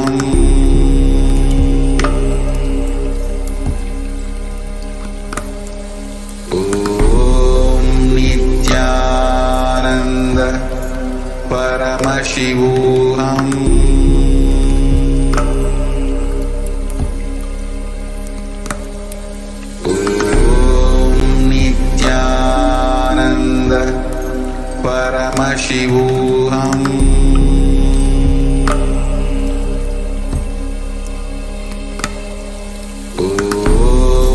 Nityananda Paramashivam. Paramashivam.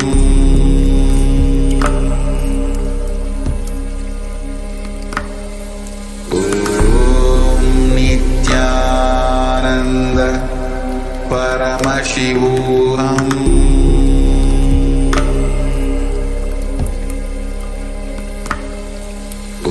Om Nityananda Paramashivam.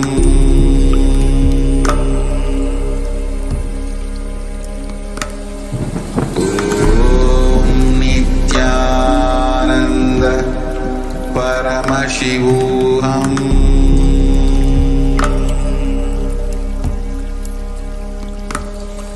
Om Nityananda Paramashivam.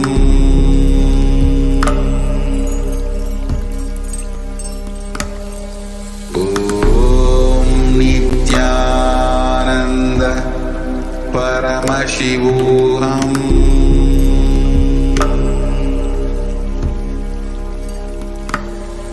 Om Nityananda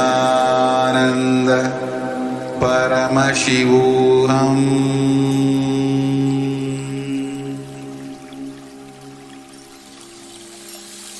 I bless you all. Let you all open all your three eyes.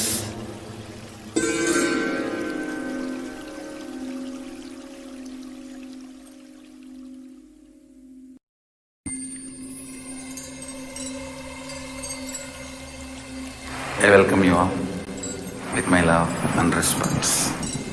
Let you all open all your three eyes. Om Nityananda Paramashivam.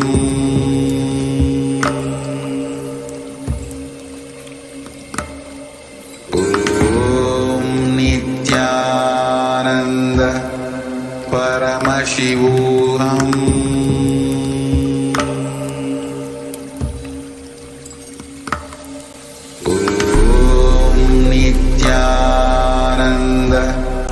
Paramashivam.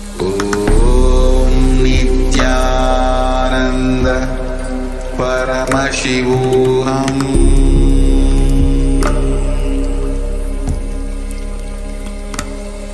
Om Nityananda Paramashivam.